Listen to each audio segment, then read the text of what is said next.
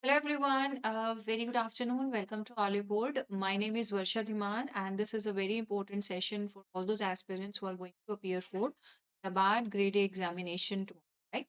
So in this particular session, we are going to cover some of the very important MCQs, okay, and they are related with the schemes and the reports that we had already discussed.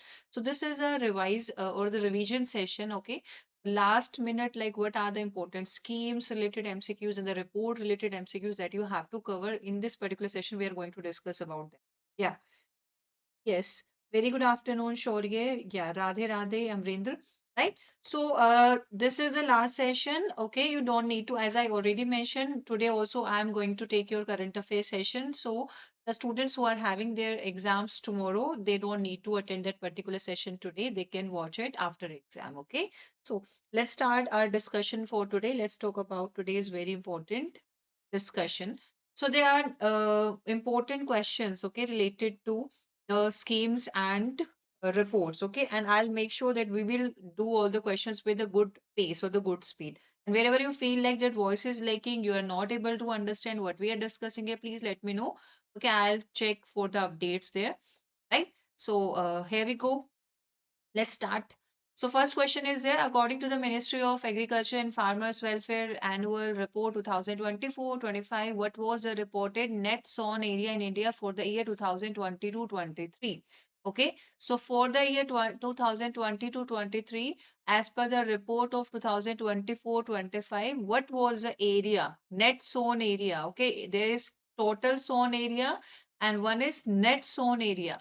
Okay, so net sown area is always less than the total sown area. Okay, so 1,40,705,000 hectares, 2,19,375,000 hectares, 3,06,650,000 hectares, or 1,31,895,000 hectares, or it is 1,55,900,000 hectares. Yeah.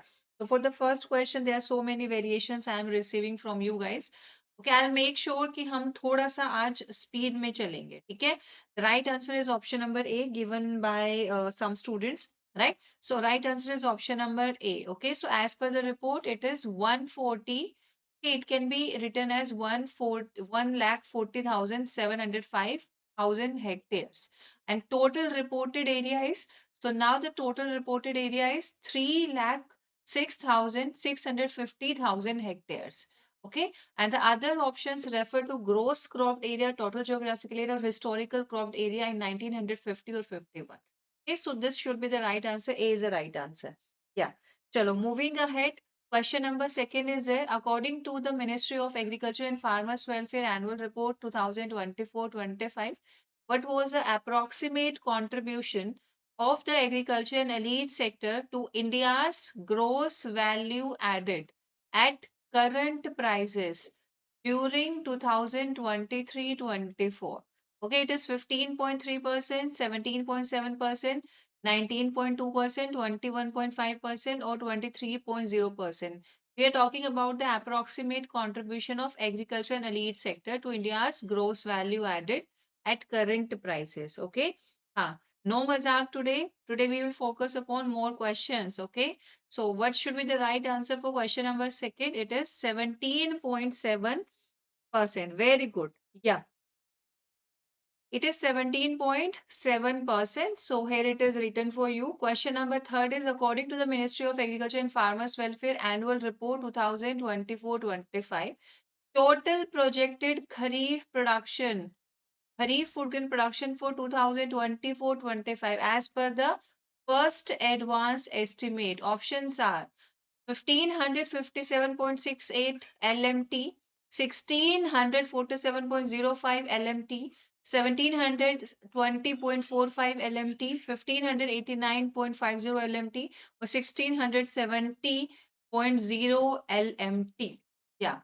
Questions, options are also very different today. Okay. So let me know the right answer for question number third on the screen. Yeah. So for question number third, the right answer is option number B, that is 1647.05 LMT. Yeah. Moving ahead. Yeah. So as per the same report, estimated production of kharif rice. Okay, so what was the production of kharif rice? You can check the report. We had discussed about it. 1100, 1100.50 LMT, 1199.34, 1250, 1150.25, 1205.75. Okay, right answer for question number fourth will be yes. For the fourth, Amrendra, Shaurya, Bunny, Nidhi. Yeah, please tell. Be quick. Target है we have to cover nearly 150 plus questions. ठीक है, this is the last time we are meeting before your phase one or specifically phase one class. So आज हमें target achieve करना है 150 plus questions that anyhow. Right answer is option number B. Very good. ठीक है, moving ahead. Same report, projected production of cotton for 2024-25, 280.50 lakh bales. So it is measured in bales. Huh? You know now about this, 290.10 lakh bales, 299.26, 305.75 or 310.0. Yeah, the right answer is, any idea? It is option number C. Very good.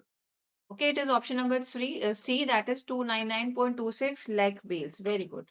Now, so as per the same report on doubling farmers' income, which of the following is considered a source to enhance farmers' income? Okay, which of the following is considered as a source to enhance a farmer's income? Increase in crop productivity, all of the above. Increase in livestock productivity, diversification to high value agriculture, shift of surplus manpower from farm to non farm occupations.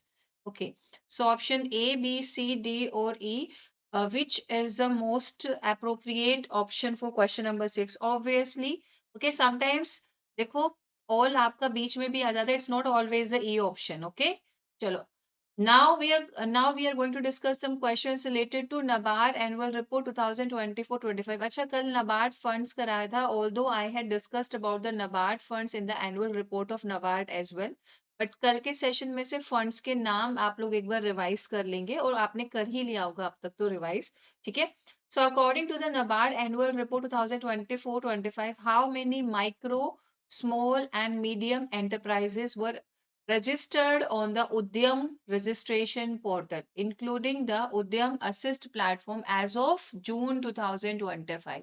5.5 crore, 6, 6.5, 7 or 7.5? Yeah, so it is 6.5 crore. Okay, it is 6.5 crore, right? So as per the NABARD report, what percentage of India's GDP is contributed by? Kitna percent is by MSME sector? 25.1%, 30.1%, 35.1%, 40.1% or 45.1%? Yeah, be quick. So right answer for the question will be, it is very good. Yeah, it is B, that is 30.1%. We had already discussed about all these in details. Yeah. Moving on, same report question. Following statement is correct about the informal MSME sector in India. Micro, small and medium enterprises sector in India. There is specific chapter related to this in the annual report. Okay. All rural MSMEs are fully formalized. Over 7.3 crore unincorporated non-agricultural establishments operate informally. Only urban MSME operates informally. Informal MSPs are limited to the construction sector. There is no informal MSME sector in India. Okay, so you have to tell which statement is correct. A, B, C, D, or E. Yeah. The right answer for question number 9 will be option number, yes, it is 7.3 crore. Okay, yes, the B is the right answer. Or it can be 73 million. So one or the same thing. Okay, over 73 million or 7.3 crore unincorporated non-agriculture establishments operate informally. Right. Now, as per the same report, what is the investment limit for a small enterprise under the revised MSME classification, which is effective from 1st April 2025? 2.5 crore, 10 crore, 25 crore. There's a specific chart. I am recalling it where we had discussed about कि क्या revised criteria है small enterprise का, ठीक है? 2.5 crore है, 10 crore, 25 crore, 50 crore और 125 crore. Yeah. Be quick, it is 25 crore. Very good. Yeah. C is the right answer for question number 10. Okay. And turnover limit of 10 crore. Okay. 25 crore is the investment limit and turnover limit is rupees 100 crore. Okay, yes, that is different small, medium, and that what we call it as micro, small, and medium. And we discussed about it. There was a complete chart provided to you in the annual report. Yeah. Next question, same report. What percentage of unincorporated manufacturing, trade, and service enterprises operate in rural areas? Unincorporated, okay? 34%, 44, 54, 64, or 74. Yeah, with which option you will go here? It is nearly, yes, yeah. So, what should be the right answer for this question? Yeah, Amrendra, Vedant, Nidhi, Shaurya. It is nearly 54%. Okay, so if we talk about what percentage of the incorporated manufacturing, trade, and service enterprises operate in rural areas, it is nearly 54%. We'll go with option number C, it is 54% of the 434 lakh unincorporated enterprises operate in rural areas, mostly in agriculture linked sectors. Okay, so please cross check it from the notes also. Now, as per the चलो as per the NABARD annual report, देखो जो लगे उसको मत लगाना, जिस पे आप complete sure हो in your exam, please mark that answer. So, okay. Now moving on the next question. How many projects were sanctioned under the NABARD Green Lending Facility in fiscal year 2025, and what was the total loan assistance provided? Two projects 500 crore, two 845, three 750, three 845, or five 1000. Yeah, the right answer for question number 12 will be, देखो होता है कभी कभी the digits we miss और हम थोड़ा सा overthink भी कर लेते हैं डिजिट्स को लेकर, ठीक है? तो I always suggest you to have a paper in your notebook और आपके टेबल के पास जहाँ पे आपने इन डेटा को नोट डाउन किया हो, ठीक है? या 2 करोड़ 845 करोड़, दो प्रोजेक्ट 845 करोड़, ठीक है? Yes. Moving on, question number 13. Yeah, let's talk about it. So question number 13 is there on the screen. As per the question number 13, which refinance product was introduced by NABARD in fiscal year 2025? This is a refinance product. Okay, to encourage the adoption of solar energy in rural households, according to the NABARD annual report fiscal year 2025. Easiest question. Rural solar pump loans, green dairy loan refinance, rural home loans bundled with rooftop solar, renewable energy microfinance, solar village electrification scheme. Yeah, 2025, which particular project is launched? Okay, and that is to encourage the adoption of solar energy in rural households. A, B, C, D, or E? Yeah. Yes, it is option number C, rural home loans bundled with rooftop solar. Okay, so this was a complete refinance product. And that is to encourage solar energy adoption in rural households. Right. Moving on, question number 14.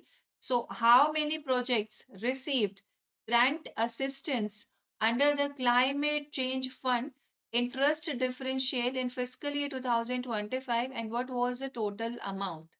10 projects 4 crore, 11 4.5 crore, 12 5 crore, 15 6 crore, or 20 10 crore. Okay, so how many projects received the financial assistance under the Climate Change Fund interest differential, and what was the cost actually? Okay, so it was 11 projects for the 14 question. Yeah, look at this. It was 11 projects and the cost was 4.5 crore, and that is for the fiscal year 2025. Don't worry, do the revision. Okay, in the exam you will do well. But no need to worry. At the last moment थोड़ा digits का काम कर रहे हैं, hopeless नहीं होना, ठीक है? चलो. Which of the following areas were specifically targeted by new green finance products developed by NABARD in fiscal year 2025 as mentioned in the report? Yeah, only solar powered agricultural pumps, climate resilient dairy systems and rural electric mobility, energy efficiency in agricultural value chains and solar powered agricultural pumps, climate resilient dairy systems, solar powered agricultural pumps, rural electric mobility, and energy efficiency in agricultural value chains, या फिर only climate resilient dairy systems, specifically targeted by new green finance products. Okay, so what should be the right answer for question number 15? Yeah, A, B, C, or D, or E? Yes, yes, okay. So the right answer is option number D, right? If I'm not wrong. Huh. Yes, so it is option number D, climate resilient dairy system, solar powered agricultural pumps, rural electric mobility, energy efficiency in agricultural value chains. Okay.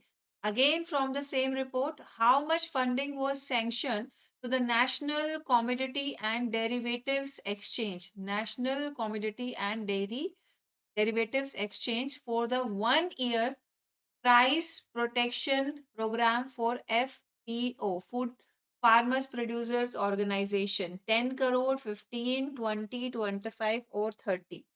Yeah. So 16th question, A, B, C, D, or E. So it is about, yeah. So the amount is about, any idea? 25 crore, 25 CR. Very good. Yeah. It is 25 crore. Next question. So, under the Credit Guarantee Fund CGF for the formation and promotion of 10,000 FPOs, okay, mentioned in the NABARD annual report, how much credit guarantee cover has been sanctioned and for how many FPOs? या ये बिल्कुल ऐसा ही ऐसा हमारे notes में available है, वैसे सारे क्वेश्चंस नोट्स में है. 400 crore for 1500 FPOs, 500 crores for 2000 FPOs, 558.9 crore for 2259 FPOs, 600 crore for 2500 FPOs, 700 crore for 3000 FPOs. ये क्वेश्चन का आंसर तो आपको ऑप्शन से आइडिया लग गया होगा. हाँ, yes, most questions data based है क्योंकि आपको पता है आपके एग्जाम में डाटा बेस्ड क्वेश्चंस आते ही आते हैं. वी कैन एज्यूम कि 5 or 6 data based questions they will be in your exam from the different reports. ठीक है, आउट ऑफ 40. ओके, और अभी कुछ scheme related questions we will also discuss, जो कल के क्वेश्चंस रह गए तो we will also cover that part, but पहला हमारा फोकस डेटा बेस्ड क्वेश्चंस को लेकर. ठीक है, चलो moving ahead. Yeah, so this is it is actually clear to you ना. ये तो आप यहाँ से ऑप्शन से आइडिया लगा गए और ये हमने नोट्स में भी किया है, you remember. So as per the same report, how many FPOs have been onboarded on the ONDC platform to facilitate marketing and sales? Okay, so yeah, this is important question. 800, 950, 11, 1000, 1130 or 1250. Yeah. The right answer is 1130. Okay. 1130 FPOs are onboarded on the platform of ONDC to facilitate marketing and sales. Right. Maximum guarantee cover provided under NAB Sanrakshan for eligible that Fisheries Infrastructure Development Fund projects 5 crore, 10 crore, 12.5 crore, 15 crore or 20 crore. Yeah. It is nearly मेरे option से you can get idea, कभी कभी options बहुत straight forward हो जाते हैं. That is 12.5 crore. ठीक है, तो for the question number 19 it is 12.5 crore. So that NAB Sanrakshan provides a 25% guarantee cover for eligible FIDF projects up to a maximum of 12.5 crore under the Credit Guarantee Fund for Infrastructure Development Funds. ठीक है, moving ahead. What is the primary purpose of launching Ensure 2.0? बहुत clearly we discussed about it, and integrating it with the Agriculture Infrastructure Fund portal. Okay, why it was launched? Ensure 2.0 to provide online training to farmers on the AMI scheme. Okay, to provide seamless transfer of eligible claims for processing and disbursement of subsidies under the AMI scheme, to monitor crop production in real time, to provide direct loans to small farmers, to track exports of agricultural commodities. The right answer for question number 20 will be, yeah, A, B, C, D, or E. It is option number B. Very good. Okay, so B will be the right answer, to enable seamless transfer of eligible claims for processing and disbursement of subsidies under the AMI scheme. Okay, that is Agriculture Marketing Infrastructure Scheme. Okay, so this is about the Insure 2.0, right? So moving ahead, yeah, this is also very straightforward question. We discussed about it. चलो थोड़ा सा और fast चलते हैं. As per the Global Forest Resources Assessment 2025 report, what is India's global rank in terms of total forest area? Total forest area. Fifth, seventh, ninth, 10th, or 12th? 21 question. Right answer is, it is option number obviously C. That is 9. ठीक है? Next is, same report, India's rank which positions among the top global carbon sink के terms में you have to answer. Options are second, third, fourth, fifth, and sixth. The right answer is option number D, that is fifth. Yeah, not third. 22nd, this is about, that is जो third rank है ना वो forest gain के terms में है. Okay, right? Top global carbon sink के terms में India is having fifth rank, right? Now, total forest area of India as per this GFRA report. This is also a very understandable question.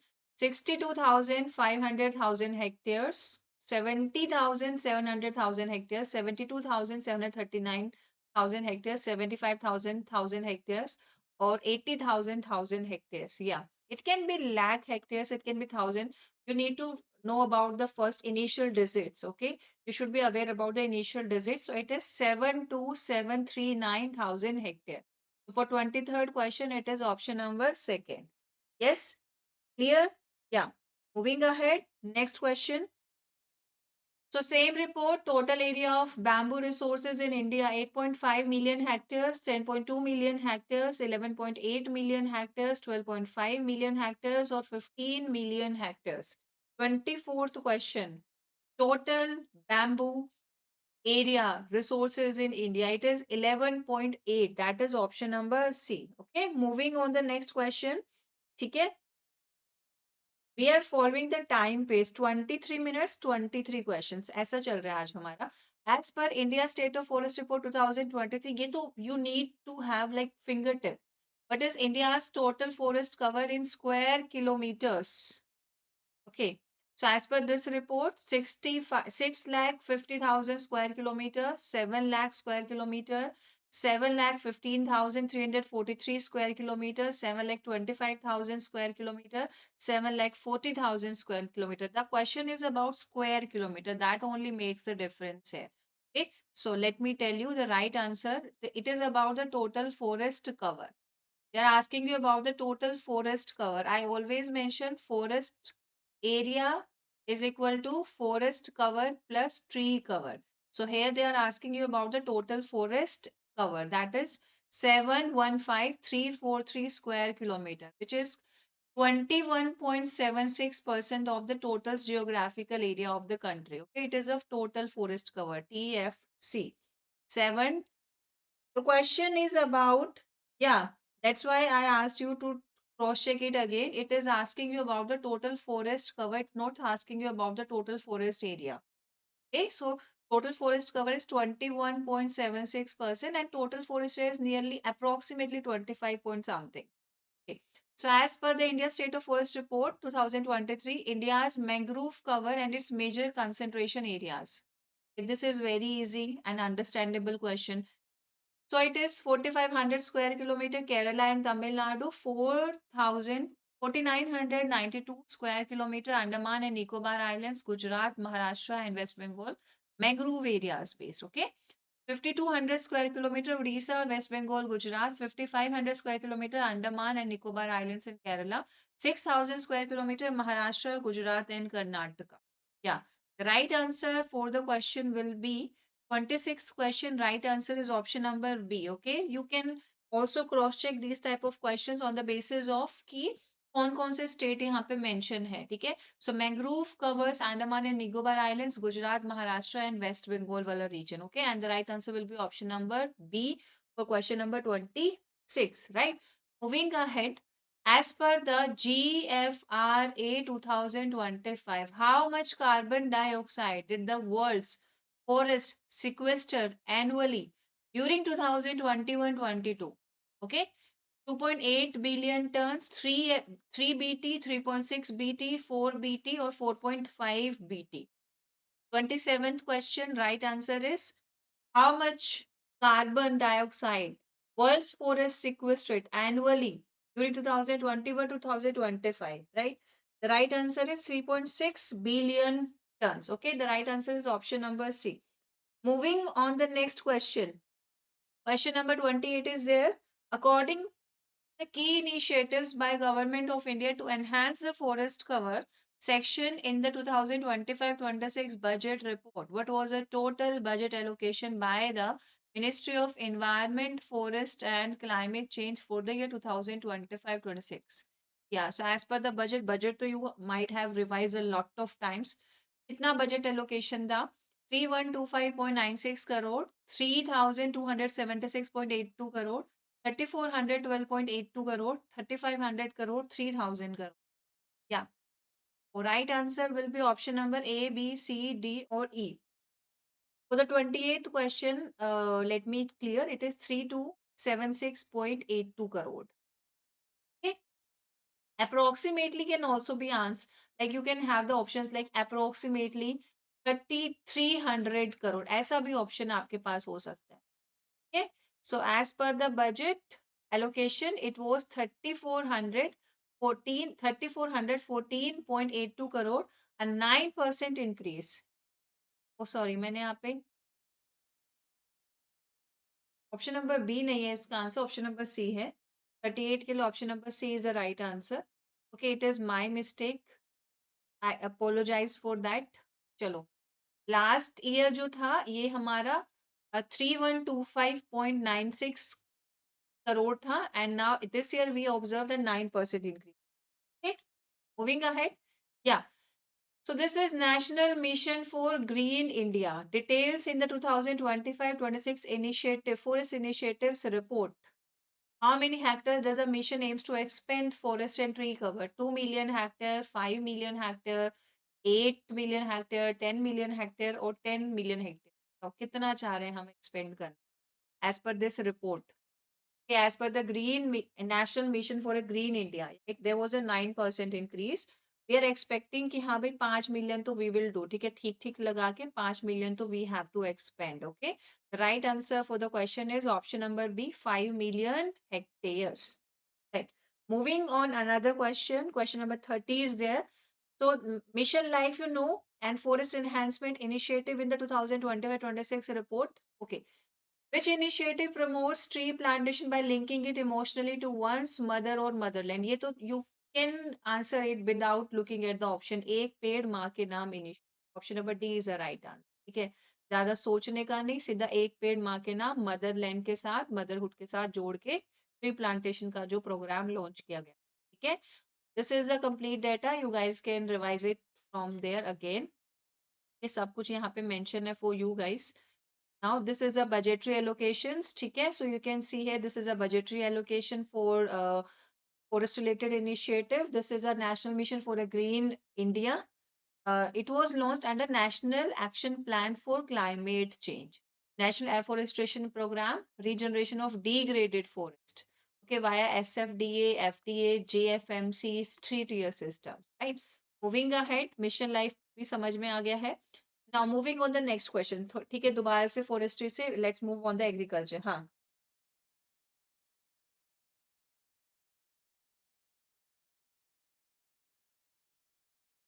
Yeah, see देखो अभी थोड़ा सा scenarios and the syllabus we are doing is going different. ठीक है, Aravali and all such concept. But let's focus on the content for the exam first. ठीक है, we are facing different scenarios nowadays. Okay. 31 question is there. According to the budgetary data of the Department of Agriculture and Farmer Welfare, how did the budget estimate allocation change between 2013-14 and 2025-26? ठीक है, पहले कितना allocation होता था और अभी कितना हो रहा है? 21,933.50 करोड़ से 65,000 करोड़ हुआ क्या? 45,000 crore to 1 lakh crore, 21,933.50 crore to 1,27,290.16 crore, 30,000 crore to 90,000 crore, 50,000 crore to 1,10,000. बताओ कितना budget improvements we had observed. ठीक है, so what should be the right answer for question number 31? So it is observed that पहले contribution आपका 21,000, पहले जो budgetary allocation था that was around 21,933.50 crore and now it has increased to 1,27,290.16 crore. तो इतना increase हुआ है. Class class let me tell you, class में we will discuss 150 questions at any cost. ठीक है, and we'll try to do it as soon as possible. Right, चलो moving ahead. हाँ, मैं ही आंसर कर देती हूँ. The situation assessment survey of agricultural households referenced in the data was conducted by which organization? Situational assessment survey of agriculture household is conducted by RBI, MOANFW, NSSO under Ministry of Statistics and Program Implementation, ICAR or Economic Advisory Council, right? So which particular organization is related with the survey of agriculture household? So 32nd question, it is NSSO under MOSPI. Okay, moving ahead. Yeah. So as per this survey, 17th and 77th rounds, okay, 17th and 77th rounds, what are the changes in average monthly income per agricultural household from 4,500 to 7,200, from 6,426 to 10,218 in 2018-19, from 7,000 2014-15 to 12,000 in 2019-20, from 5,500 to 9,000, from 6,000 to 8,500. कितना average income में change हुआ है as per this survey? So what should be the right answer? देखो 2012-13 के time में it was an average value of 6,426. And now its average value is 10,218 in the year 2018-19. Okay, so this is the data related to the 7th and the 77th round. Okay, yeah, speed up with both speed से we are doing with lot of speed. कि नहीं sure है तो मत attempt करो. 7th round in 2012-13 और 77th round in 2018-19. Okay, now so covered which reference agricultural year? Okay, it is July 2016 to July 2017, January 2018 to December 2018, July 2018 to June 2019, April 2019 to March 2020, or it is June 2019 to June 2020. You have to mention the reference agriculture year for this survey. So पीछे वाले table में अभी समझिए आप लोग question से ही 2018-19. So on that basis, option number C will be the right answer. ठीक है, 2018-19. Okay, July 2018 to June 2019. So this is a reference year in rural areas for the survey that was conducted. Okay, chalo. Moving on the question, 0 marks is better than -1. Okay, minus 0.25. As per the announcement regarding upcoming surveys, during which period is the All India Debt and Investment Survey and Situation Assessment Survey of Agriculture Household scheduled to be conducted? January 2025 to December 2025, April 2026 to March 2027, July 2026 to June 2027, January 2027 to December 2027, July 2025 to June 2025. Last question का reference लेके इस question का answer बता दो. Last question का help लेके इस question का आंसर बता दो. जुलाई में करके जून में एंड होता है. So the right answer is option number C, that is July 2026 to June 2027. ठीक है, चलो. Moving on, question number 36. So, All India Debt and Investment Survey traces its origin to which earlier survey conducted in the early years of independent India? कहाँ से इसको मतलब pick करा गया है? National income survey of 1950, all India rural credit survey of 1951 to 52, agriculture census of 1950 to 51, households consumption survey of 1953, land holding survey of 1954. ठीक है, किसके साथ कनेक्टेड है? इसके रूट्स कहाँ किसके साथ कनेक्टेड है? So basically there was a all India rural credit survey. देखो ये एक क्वेश्चन भी था हमारा. It was conducted in 1953. ये मैं कुछ क्वेश्चन करा रही थी, there we discussed about it. तो इसका reference all India rural credit survey से लिया गया है, that is conducted by RBI. Okay, so this is clear to you now. Which of the following best describes the policy relevance of? Yeah. Which of the following, let's move on the next question. Of the following best describes the policy relevance of findings from the All India Debt and Investment Survey? Measuring crop yields and irrigation intensity, assessing household nutrition and health outcomes, informing national accounts, asset inequality and credit market policies, monitoring food subsidy coverage, evaluating climate resilience of agriculture. Question number 37 is on the screen. What should be the right answer for question number 37? Yeah, A, B, C, D, or E. The policy relevance of findings from the All India Debt and Investment Survey. So option number C best describes it. Okay, that is informing national accounts and asset inequality and credit market policies. Okay, moving ahead. Which of the following aspect is explicitly covered under the situation assessment survey of agriculture household as strengthened in recent rounds? Industrial output and factory employment, urban housing shortages, household income indebtedness, land, livestock, and access to government schemes, foreign trade in agricultural commodities, climate modeling of rainfall patterns. 38 question A, B, C, D, or E. 38 question, the right answer will be, yeah, yes, Monica, Shaurya, Nidhi, Amrendra. Household income, indebtedness, land, livestock, and access to government schemes. ठीक है, तो this is covered under this survey. Okay, चलो. So it also covers income and expenditure, indebtedness, land and livestock ownership, farming practices, technology use, and access to government schemes, providing a holistic picture of agricultural livelihood. कि क्या चल रहा है हिसाब किताब. What is a According to the India State of Forest Report 2023, what is the total forest and tree cover? तो ये directly पूछ रहे हैं forest area बता दो कितना percent है of the country's geographical area. 21.76%, 23.41%, 24.89%, 25.17% and 26.32%. Okay, look at the question very carefully before answering it. It is option number 25.17% and that is option number D. Okay, they're asking you the combined, that is about the total forest area they're asking. So you have to mention 39 May, you guys are doing the wrong. See, 21.76% is the forest cover only. This is a forest cover. They're asking you the sum of these two. The sum of these two is a forest area and that is 25.17%. Huh? Chalo. Next is moving ahead. Yes, tree cover is also included here. Question number 40 is there.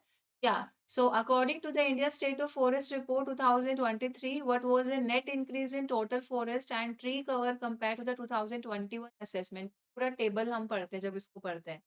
1154 square kilometre increase हुआ है. Total increase बताना है in both tree cover and forest cover. Okay, 1156 square kilometer, 1289 square kilometer, 1445 square kilometer, 1601 square kilometer, 1742 square kilometer. Now, the right answer for question number 40 is very easy question at all. 1445. देखो ये तो रट जाना चाहिए आप लोगों को. हाँ, चलो, moving ahead, question number 41 is here. So as per the same report, which state recorded the maximum increase in forest and tree cover? दोनों में increase observe हुआ है. Forest cover में भी और tree cover में भी. UP, Orissa, Rajasthan, Chhattisgarh and MP. Yeah. 41th question, right answer is option number A, B, C, or D, or E. That is,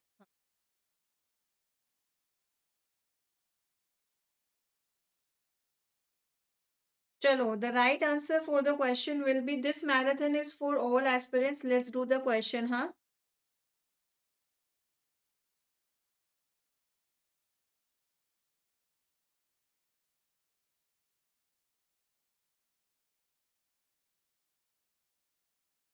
So it is in Chhattisgarh. Okay, so Chhattisgarh is having an increase in forest and tree cover both. That is of 684 square kilometer as per the report. Huh.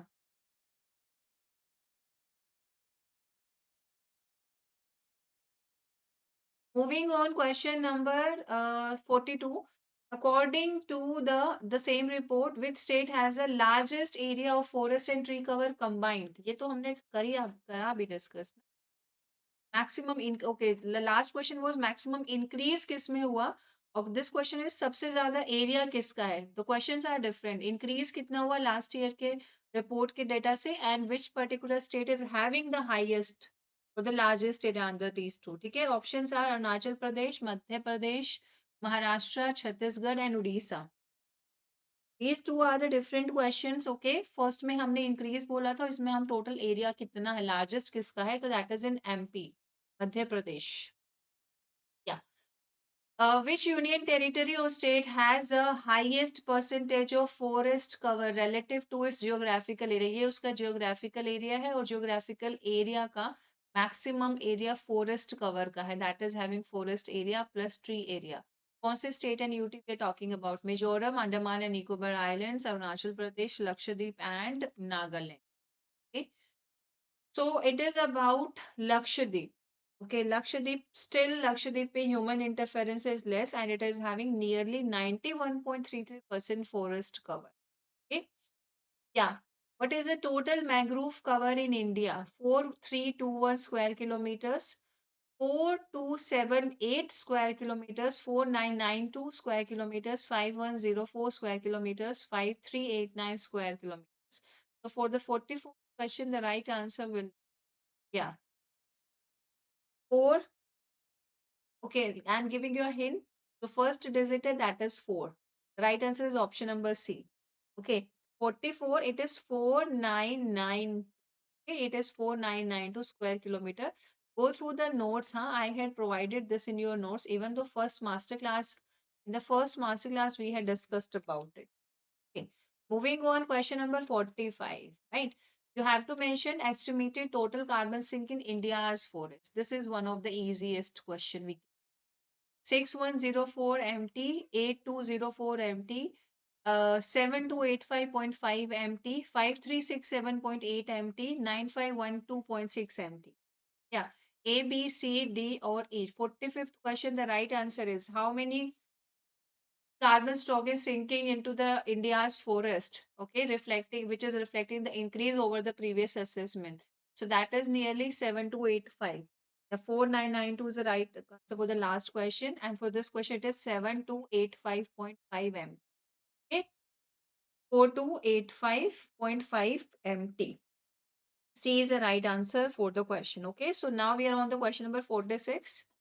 Okay, how much additional carbon sequestration has India achieved compared to the base year 2025, 2005? So how much we had achieved? This is easiest question. अभी G20 के time पे भी we discussed about it so many times. 1.75 billion tons of CO2 equivalent, 2.05 BT, 2.29 BT, 2.50 BT, or 3 BT of carbon dioxide equivalent. Yeah. Let me know which answer you will mark, A, B, C, or D. It is easiest of all. ठीक है, 2.29. So many times in the current affair portion we discussed about 2.29. Although we had targeted to 2.5 to 3 billion tons by 2030, and we are about to approach 2.5. Okay, chalo. So, which state recorded the highest increase in forest cover alone, excluding tree cover? देखो सिर्फ forest cover बढ़ा है, tree cover has not increased. Okay, Odisha, Gujarat, Mizoram, Chhattisgarh, and Rajasthan. Yeah, keep moving forward. You are the Very good name.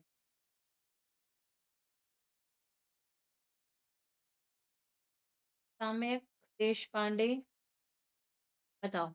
The right answer for the question, it is having the highest increase in forest cover. Okay, it is a state Mizoram. Okay, C is the right answer, and that is nearly 242 square kilometers. That makes this particular state as a top performer in its individuals category. Okay, question number 48 is there. Estimated annual potential production of timber from trees outside forest areas. हाँ, चलो moving ahead. हाँ, हो जाओ distract, कोई आए distract करने का and you guys got distract. हाँ, चलो. 72.35 MCM, that is million cubic meters. 82.50, 87.96, 91.51, 104.28. Please tell. Let's back to the class. Students, tell me the right answer for question number 48. Huh? Estimated annual potential production of timber from trees outside, TOF की बात कर रहे हैं, trees outside forest areas. Okay, so the right answer for the question will be,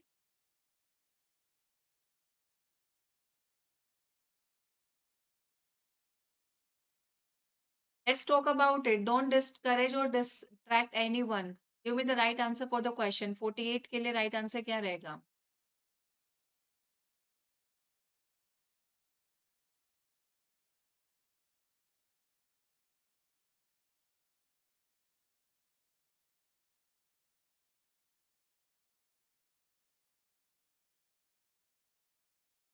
For 48 question, the question is about estimated annual potential production of timber from trees outside the forest area, and that is one.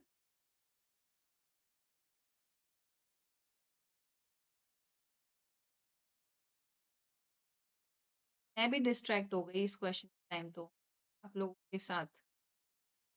ही होगा for sure. I am also thinking it is a D, but इसको ना cross check करना. I am also get distracted. एक बार मैं answer, let me check the answer. So it is D for sure. ठीक है. Is it provided here? It is 91.51 million cubic square. Yeah, it is also given here. That is 91.51. Okay, so it is 91.51 million cubic meter, and that is TOF area. Data है भाई, disturb नहीं होते and नहीं करते. चलो let's move on the next question. ये कुछ data है. हाँ, I'm not having time to go to the Google na. So the right answer, these are the informations related to all these things. Top 4 states with the highest increase in forest and tree cover. If I have to take the help of the Google, तो तुम पढ़ाने का क्या फायदा हुआ? You have to help me na here. So top 3 states. This is a states, top performing state in the highest increase in forest cover alone. Mizoram is at the first rank. Highest increase in forest and tree cover, Chhattisgarh is at the first rank. Largest forest and tree cover, Madhya Pradesh is at the first rank. Okay, largest forest cover area wise, Madhya Pradesh.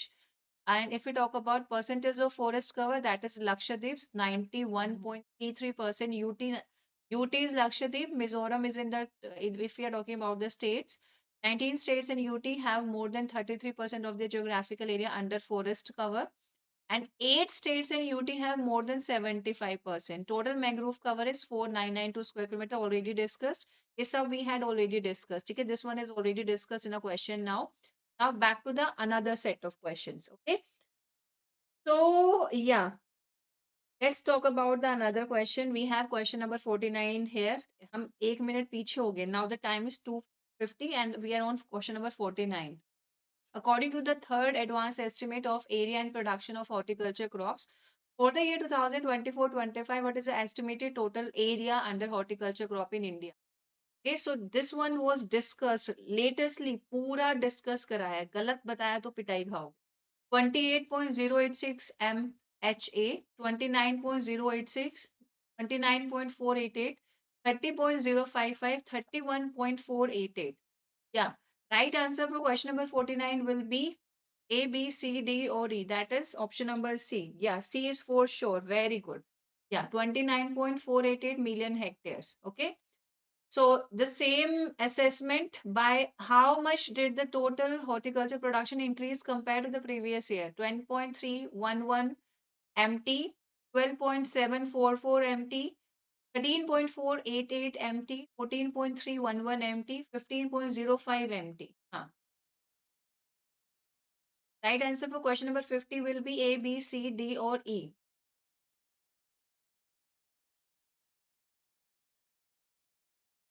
Why? Chalo, give me the right answer for the question. The right answer is option number D. Just because. Chalo.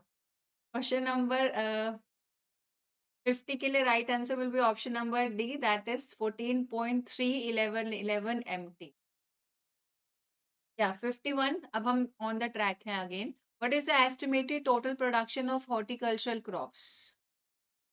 354.744 MT, 360.055 MT, 365.488 MT, 369.055 MT, or 372.311 MT. Yeah, 51 question A, B, C, D, or E. Is option number E. रट रखें सारे data. Very good. 369.05 MT. Yeah, 369.05 MT for the fiscal year 2024-25. This is the latest data we discussed about it. Okay, fruit production is expected to reach which of the following level? कितना जा सकता है? पूरा बताया, fruits का, vegetable का, commercial crops का, याद करो, ठीक है, पूरा ड्रॉ करके बताया. 11 112.76 MT, 115.64 MT, 118.76 MT, 121.55 MT, 124.09 MT. Yeah, A, B, C, D, or E. So it is option number C. Yes, 118.76 MT. Option number C is the right answer. Option number C. Okay. Yeah, which crop is expected to register the highest percentage increase in production? इनके सबके botanical name भी याद कर लेना. You have to revise a botanical name as well. Okay. चलो. Potato, tomato, banana, onion और mango, इन सबके तो easy है. You are aware about them. Okay. The right answer for the question, highest percentage increase in production. तो किसका? आलू, टमाटर, केला, प्याज और आम. D is the right answer. Okay, that is for the onion. Yeah, fast 54. Yeah. So we are it is about onion, Allium cepa. Okay, and that is how much? Increased by 26.88%, highest among major horticulture crops mentioned in the report. Now, what is the total estimated production of vegetables? So it is above the fruits production, okay? So it is 204.684 million tons, 210.055 MT, 215.684 MT, 220.789 MT, or 225.108 MT. Yeah. The right answer for the question is, it is option number 54 का option number C is the right answer. Very good. Yeah. ठीक है, C is the right answer for question number 54. Moving on the next question.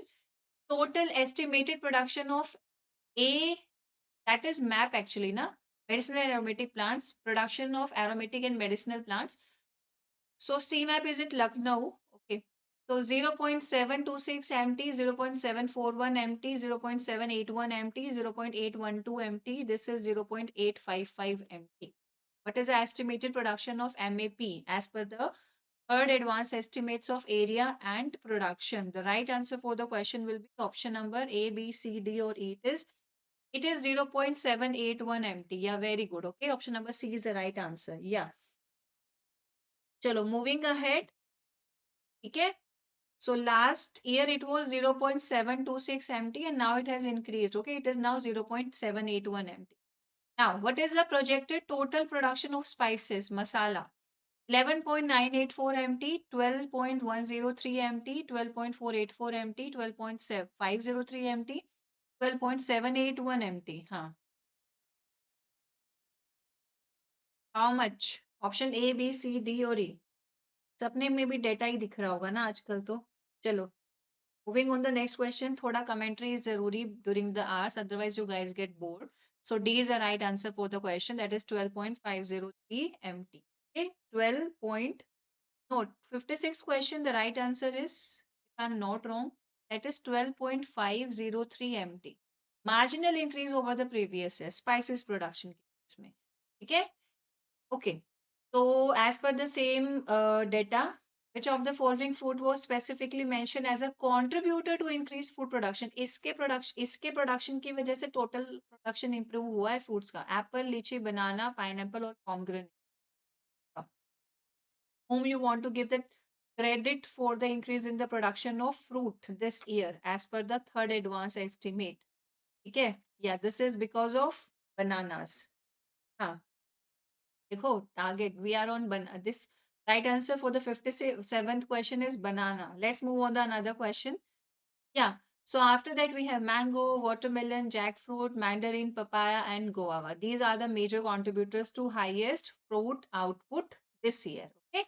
Now, as per the same report, which statement best reflects the government's assessment of recent trends in agriculture and horticulture? Okay, so this is somewhat theoretical question. Growth has stagnated due to climate stress. Okay. Progress is uneven and limited to selected regions only. Unprecedented growth has occurred due to farmers' effort and supportive policies. Production gains are temporary and subsidy driven. Growth is confined only to fruit crops. Yeah, batao. What should be the right answer for the question number 58? देखो, E तो बिल्कुल नहीं होगा, we can see. Okay, you have to tell which one will be the most suitable answer for the question. We observed unprecedented growth, and that is farmers are doing efforts and we are having the supportive policies. Okay, we have that mission for integrated development of horticulture. Okay, and it is specifically mentioned in our union budget also. The last year also it was mentioned. The right answer is option number C. Okay, so 58 ke liye right answer will be option number C. Yeah. Now we are question. Now this is all details that I am providing to you. You can go through this particular data. You can see the vegetable production has shown a good increase, as compared to the food. So how could we mention there? And similarly, total spice production is 12.503 million tons. We discussed, and higher output is for garlic, ginger, and turmeric. यही खा रहे हैं pasta में डाल के हम ज्यादातर, right? So we need to mention about all these things, and this is about the fruits. Okay, now moving on the next set of questions. This is about the Kharif food grain production. Recently हमने करा है इसको current affair के session में. Now let's talk about the questions related to it. According to the first advanced estimates of Kharif crop production for 2020, 25, 26, what is the estimated total Kharif food grain production? कितना था भाई? 2025-26 के first advanced estimate के according.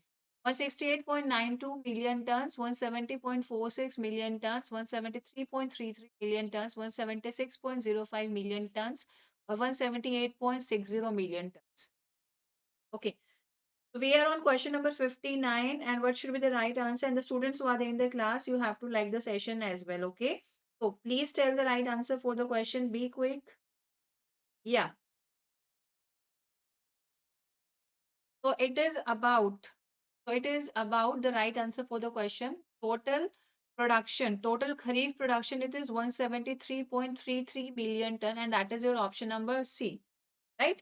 Moving on the next question. Yeah. Moving on, question number 60. You have to tell how much did the total food grain production increase compared to the last year? 2.95 MT, 3.25 MT, 3.87 MT, 4.41 MT, and 5.06 MT. Listen, I want to tell you one thing. This particular thing we are covering third time. Once we had covered the same reports in the weekly current affairs session. Then I had covered this report in the master class. And now we are again doing the final revision of the same report. Okay, why? Because we are expecting the question from these kind of data जो recently release हुए हैं और हमने previous year के question papers में भी ये reports related questions observe किए हैं. ठीक है? हाँ. Master class plus weekly current affair also. Okay. So tell me the right answer for question number 60. So we are moving with a very good speed. ठीक है, बीच बीच में commentary भी चल रही है. It is not like कि हम सिर्फ rectification कर रहे हैं. So the right answer is option number C, 3.87 million. Okay, yeah. चलो, moving ahead. No worries. Let's talk about it is 3.87 million tons, Nidhi. Okay, so it is 3.87 million tons. Okay, clear? Now, so as per the same report, see, first advanced estimate is of Kharif crop production and third advanced estimate of horticulture production of the year 2024-20. You need to go through the year they are talking about and the advanced estimate they are talking about. You have to tell Kharif rice kitna hai, 1 to 1.892 MT, 1 to 3.105 MT, 4 MT, 1 to 4.504 MT, 1 to 6.28 MT. It is 1 to 8.006 MT. Yeah. The right answer for question number 61 will be it is 124.504 MT. That is option number C. Okay. No issues, no issues. Do the revision here. Will be able to recall it during the exam. अगर ये same question आ रहा है तो ना चलो. Moving on the another question. Yeah. So what is the estimated production of Kharif maize? You know ना Rabi crops कितने हैं, Kharif crops कितने हैं, commercial crops कितने हैं? Okay. So you guys are aware about it na? 6, 14, 2 plus 1 is the sugar cane. Chalo. It is about what is the estimated production of Kharif maize? 24.808 MT, 26.915 MT, 27.614 MT, 28.303 MT, or 29.756 MT. Right answer for question number 62L is 28.303. Very good. Okay. The right answer is option number D. Moving on the next question. What is the estimated total production of Kharif coarse cereals? MSPB याद रखना. 38.912 MT, 39.885 MT, 40.726 MT, 41.412 MT, 42.608 MT. Yeah. Any idea about this question? Easiest of all. Kharif coarse cereal का production कितना रहा? 41414. Okay. The right answer for the question is option number D. That is 4141. That is Kharif coarse cereal. Good. Estimated total Kharif pulses production 6.845 MT, 7.126 MT, 7.413 MT, 7.698 MT, 8.012 MT. Yeah. Right answer is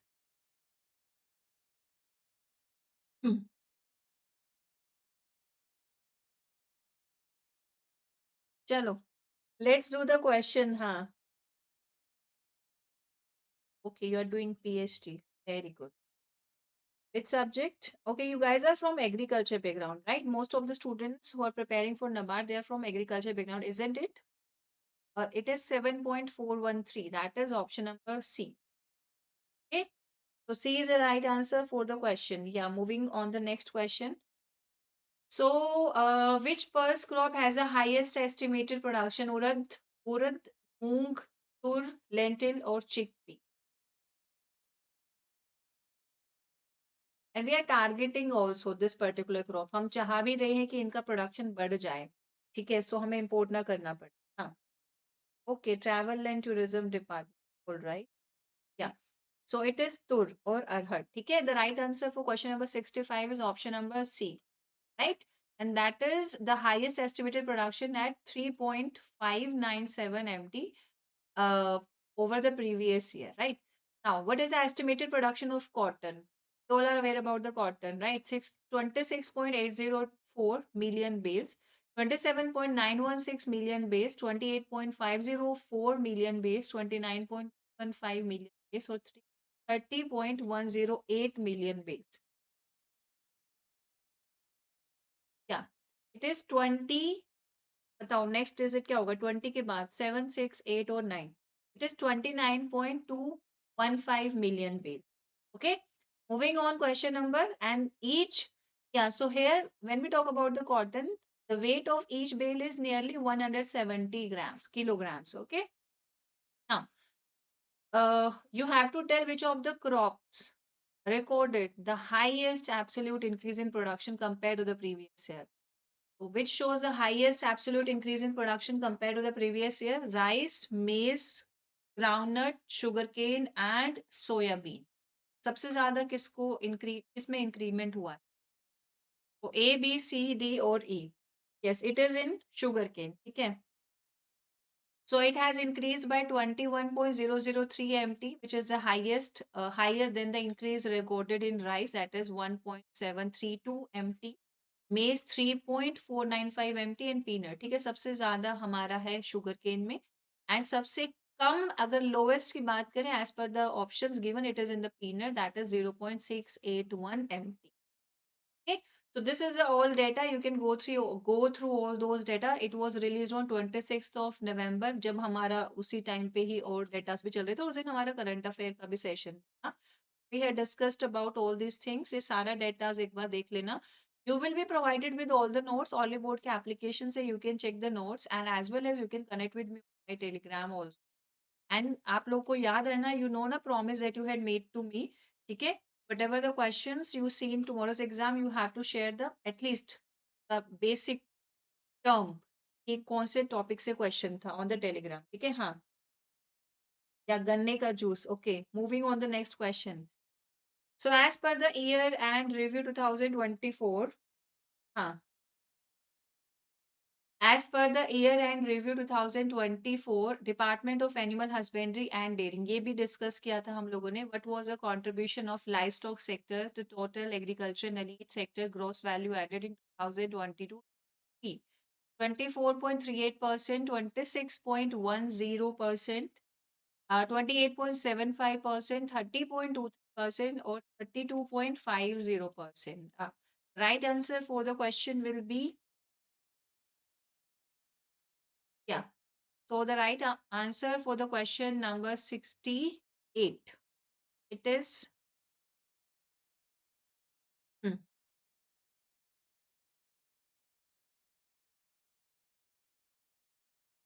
yeah.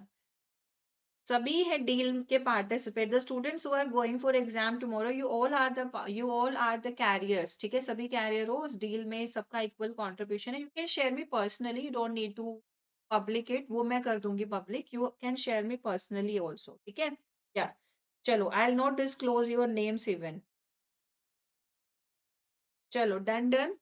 Question number 68, right answer is option number D, na? Okay, D for done, and D is the right answer. That is 30.23. Okay. Yeah, it is 30.2%. It's 30.23, na? Yeah. So, what percentage of global milk production does India contribute? How much per percent per capita be you are aware about? Na datas 18.40%, 21.65%, 24.76%, 27.10%, and 30%. Okay. So, what percentage of global milk production does India contribute? And milk is considered as a complete diet. Right? It is having carbohydrates, fats, minerals, vitamins, and protein. Okay. The right answer for question number 69 is how much India is contributing in the global milk production. It is nearly 24.76%. Huh. You can mail me. Chalo, around 20, yeah, around 25%. Very good. If it is in the option, you can mark around 25%, but as it is not in the option, you have to mark 24.76%. Okay, the exact value. And in the exam, you can have the exact values and the approximate values both. So, what was India's milk production in 2023-24? It is 215.80 million tons. My voice is audible now. Is it clear? Is it clear now? Chalo, moving on the next question. It is 215.80 million tons, 225.45 MT. It is 232.10 MT. It is 239.30 MT. It is 245 MT. India's total milk production in the year 2023-24. Yeah, it was nearly, कितना था लगभग, ठीक ठीक लगा के.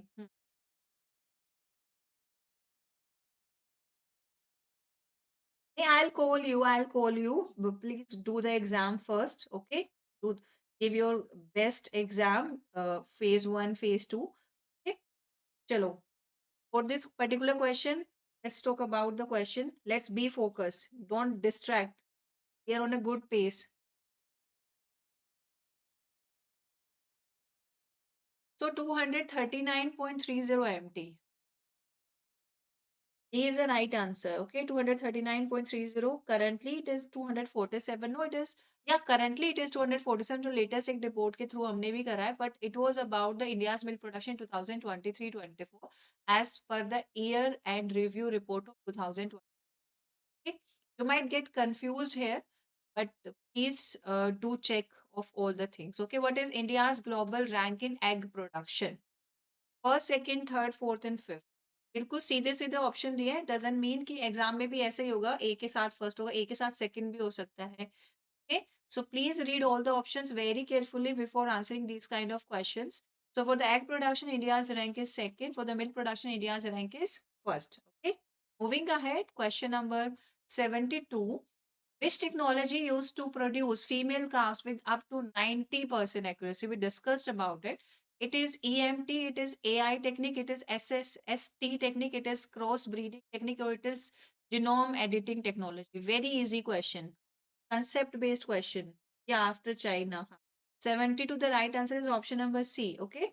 72, the right answer is option number C. That is sex sorted semen technology. ठीक है, वही semen को inseminate किया जा रहा है inside the female before cross checking it, like it is about to produce a female calves. ठीक है, male population को raise नहीं करना है. It will utilize the resources. We are just storing the semen. Okay, so it is option number C here, and that was launched in October 2024, and that is to produce female calves up to 90% accuracy. Now, what was launched to reduce dependence on imported materials for propagating elite indigenous animals? क्या कर रहे हैं हमें? Indigenous vaccine platform, indigenous in vitro fertilization media, national milk recording softwares, digital livestock registry, or mobile veterinary labs. Okay. So, for reducing the dependency on the imported material, what we are doing, we are focusing on which particular technology? We are going for IVF. We are going for IVF, that is indigenous IVF. Indigenous ka hi IVF we are performing, right? And that is actually a cost-effective alternative to imported media. Chalo, what is the beneficiary contribution towards livestock insurance premium under the National Livestock Mission? Reese, अभी कल का भी news है National Livestock Mission. I mean कल का नहीं, we'll talk about the last week. अच्छा, ये जो है that particular bill, it was actually related to 16th of December 2025. So make sure आपके एग्जाम में अगर recently बोल दें that जी राम बिल के बारे में in 2025 अगर mention हो, तो please go for the option 125 days. Please read the question very carefully related to the G Ram or that Rojgar bill. Okay. So yeah, moving back to the question, what is the beneficiary contribution towards livestock insurance premium under the National Livestock Mission? 10, 12, 15, 20 और 25.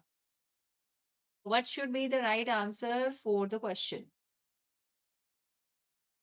Yeah, ठीक ठीक बताओ, what should be the right answer?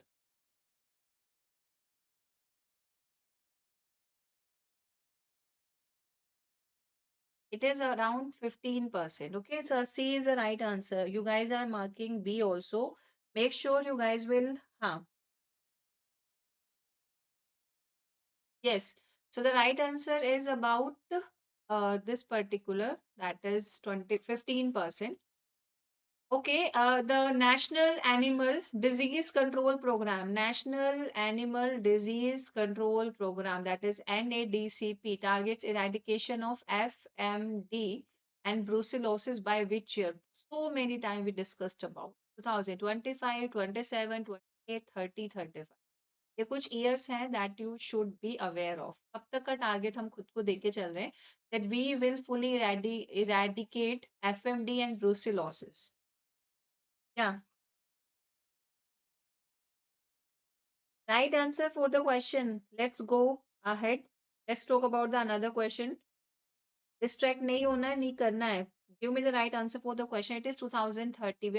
We are giving us the target of 2030. Now the another question, National Program for Dairy Development, that is National Program for Dairy Development, aims to create how many new dairy cooperative societies? 5,000, 75,000, 7,500, 10,000, 12,000 और 15,000. कितना target हम लेके चल रहे हैं that इतना new dairy cooperative societies we will create? Same as FPO. ठीक है, given you the hint, it is around 10,000 FPO, 10K. ठीक है, yeah. Most of you has given the right answer for question number 76. Moving on, question number 77. Under the Dairy Processing and Infrastructure Development Fund, how much milk processing capacity has been created so far? 50.25 lakh liters per day, 60.80 lakh liters per day, 73.95 lakh liters per day, 85 lakh liters per day, 90.50 lakh liters per day. Okay. The right answer for question number 77 is how much, कितना हम इस fund के अंदर DIDF. So it is Dairy Processing and Infrastructure Development Fund. Okay. So under this fund we are targeting how much capacity we are targeting to build? It is 73.95 lakh liters per day. C is the right answer for the question. हाँ, apps में लिखने लगे हो कि ma'am देखो ध्यान से answer. चलो.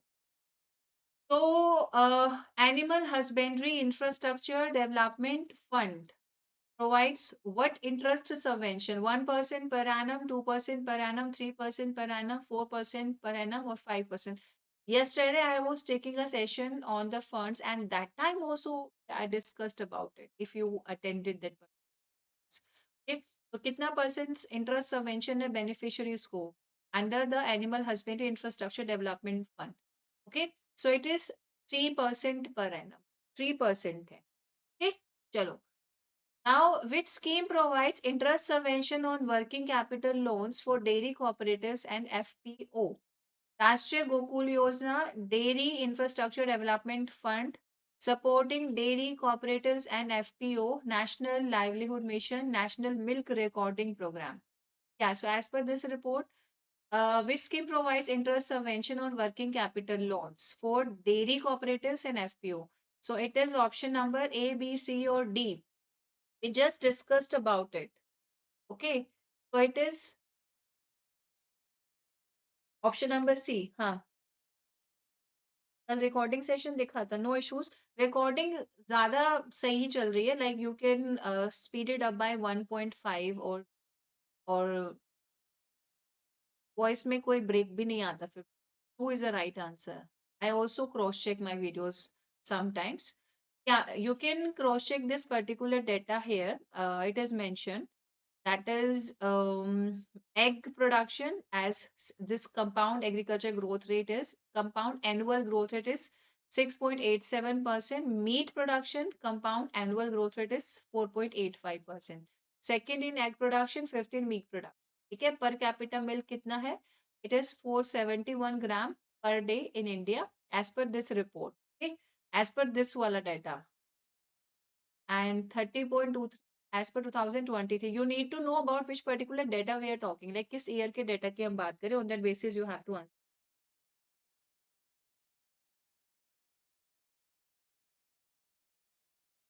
I think it will be related with which scheme provides interest subvention. So if we're talking about the scheme, so that will be related with DIDF, this Animal Husbandry Infrastructure Development Fund, or it will be DIDF, na other if we're talking about the scheme here, or it can there might be some confusion here. Okay. So National Program for Dairy Development, please go through the datas, right? Chalo, moving ahead, we have all these informations here. And recently we have this BAHS 2024 data also. Please go through this particular data as well before exam.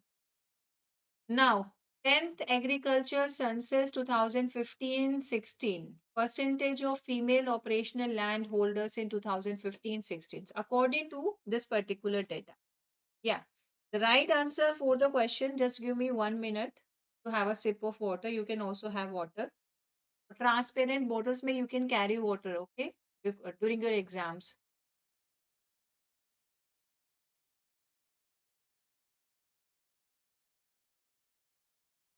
So we are on question number 80.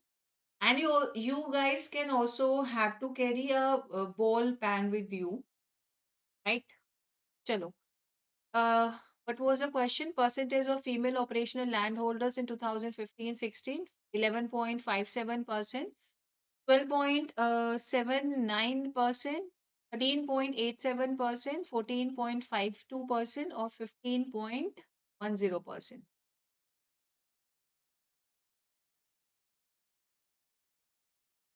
What should be the right answer?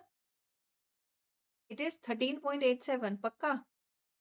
Okay. If you guys are saying so, let's mark number C, that is 13.87%. Okay. In 1011, it was 12.79%, and in this 10th agriculture census of 2015-16, ये तो you might have discussed or you might have heard about this. 2010-11 के बाद, this is the data we are having. Which state had the highest number of farmers and tillers by number in 2015-16? Bihar, Maharashtra, Rajasthan, UP or MP?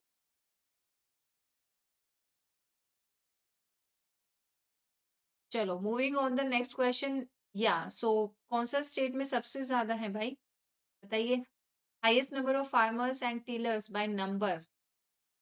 Bihar में, महाराष्ट्र में, Rajasthan, UP and MP. So that is UP.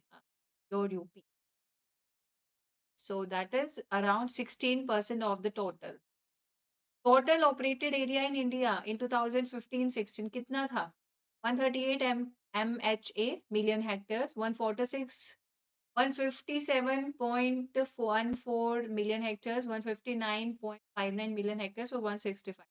So this is not the latest one, but this census can also be asked because uske baad we are not having the latest census data. That's why we are discussing about it. Sometimes it happen जो last का latest data हुआ था उससे related questions can, right? So it's like we are discussing it. So at 82 question के लिए you will mark total operated area as per the census is 157.14 million hectare. ठीक है. Knowingly, unknowingly, हाँ, मैंने खुद ही सी ऑप्शन पे mark करके आप लोगों के लिए छोड़ा था इस क्वेश्चन को. 82 क्वेश्चन के लिए option number C is the right answer. Okay, which state ranked first in total operated area? सबसे ज्यादा total operated area Maharashtra, MP, UP, Karnataka और Rajasthan. So in the terms of total operated area, Rajasthan is on the top.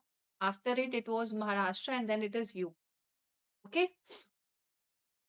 Now, according to the 10th Agriculture Census 2015-16, what percentage of India's cultivated and uncultivated land is held by small and marginal farmers owning less than 2 hectares? उनके पास 2 hectares से कम land है, and that is कितना cultivated and uncultivated land है as per this survey? 47.34%.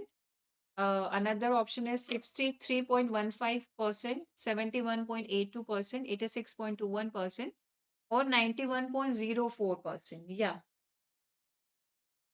Yeah, Jay Rajwada, Jay Yogi Dada, and what should be the right answer for the question? Batao bhai.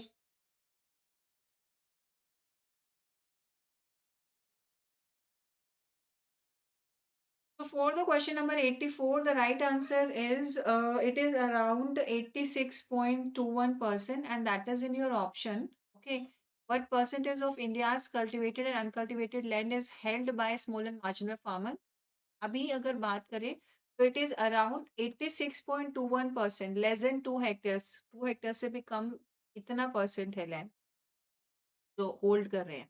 Reflecting जिस that is showing कि fragmentation बढ़ रहा है भाई, बंटवारा हो रहा है, fragmentation is increasing. Farmers holding 10 hectare or more account for what share of the total number of operational holding? 0.57%, 2.35%, 5.04%, 9.04%, or 13.2%. So, yeah, the farmers who are holding the land, जिनके पास 10 हेक्टेयर या फिर उससे ज्यादा लैंड है, कितना percentage है total holding का? It is around 0.57%. हाँ, अनएक्सपेक्टेड क्वेश्चन आए. Yeah, unexpected questions. Yeah, definitely. Okay, no issues. You can skip if you like you are feeling exhausted. अपने आप को exhaust नहीं feel करना है. See, there will be some unexpected questions for sure. Okay, in every particular section you will have some questions which you feel like ये कैसे आ गया? I haven't studied about that. Give you a 10-second break और उसको उस time के लिए skip कर. Okay, you have to tackle 200 questions in 120 minutes. If you will give more time to that particular question जो आपके mind में आ ही नहीं रहा है, तो it is just like a waste of.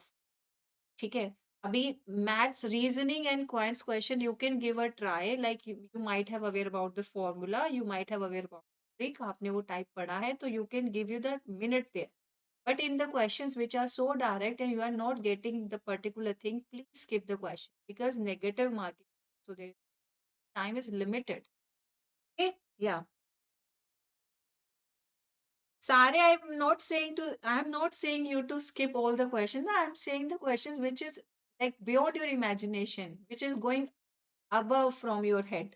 हाँ? कैसी बहकी बहकी बात कर रहे हो before the exam you guys? हाँ? चलो.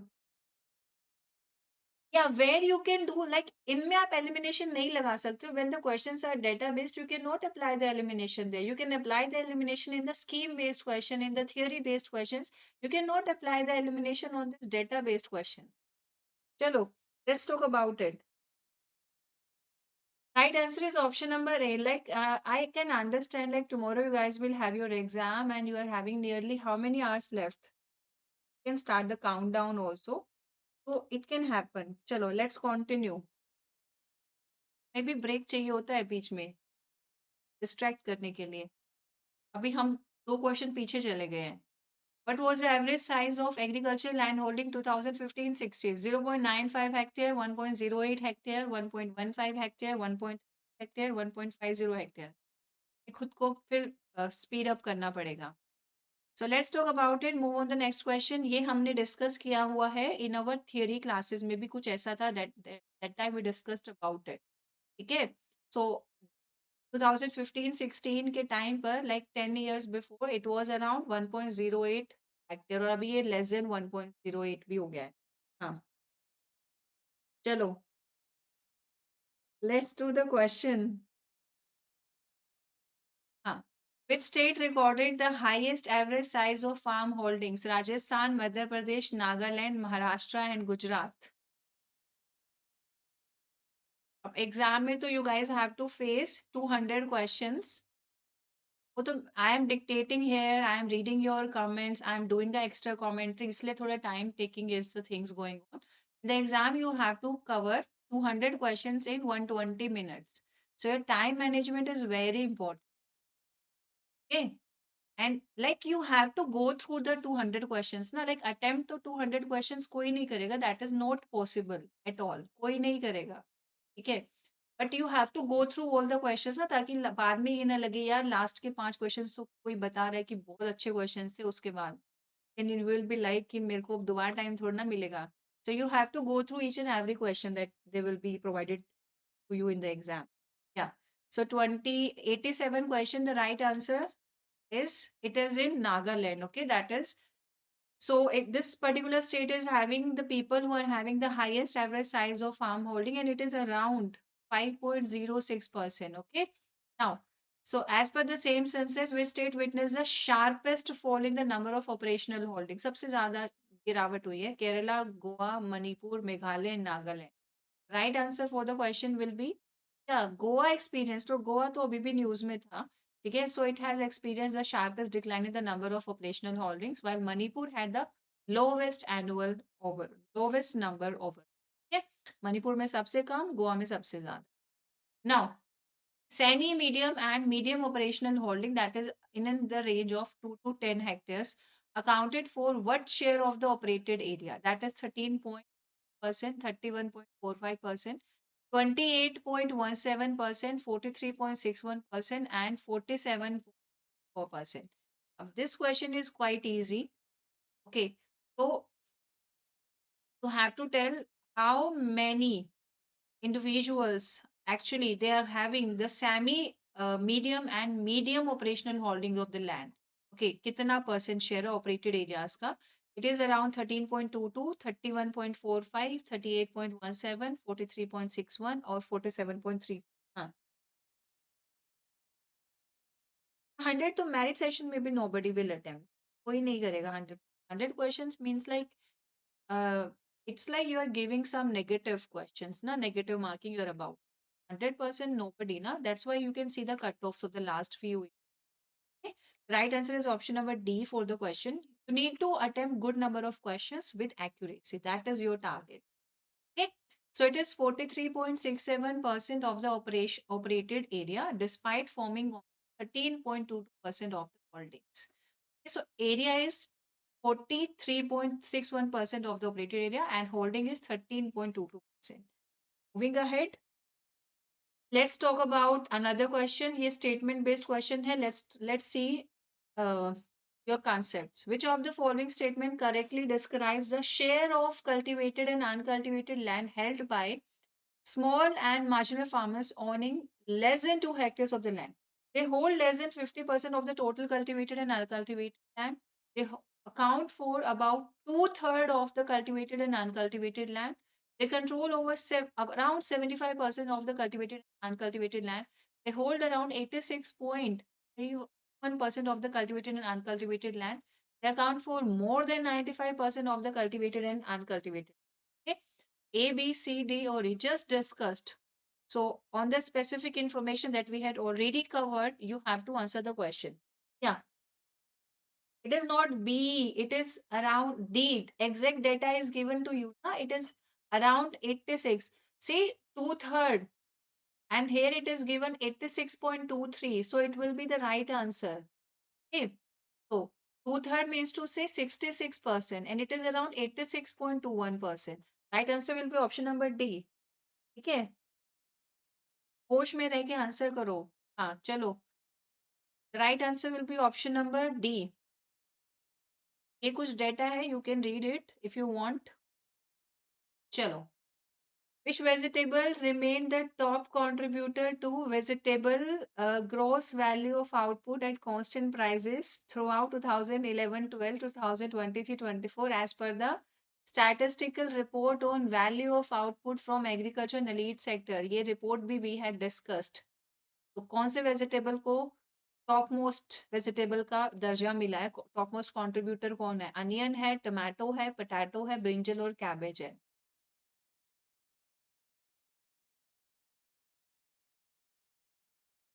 हम्म,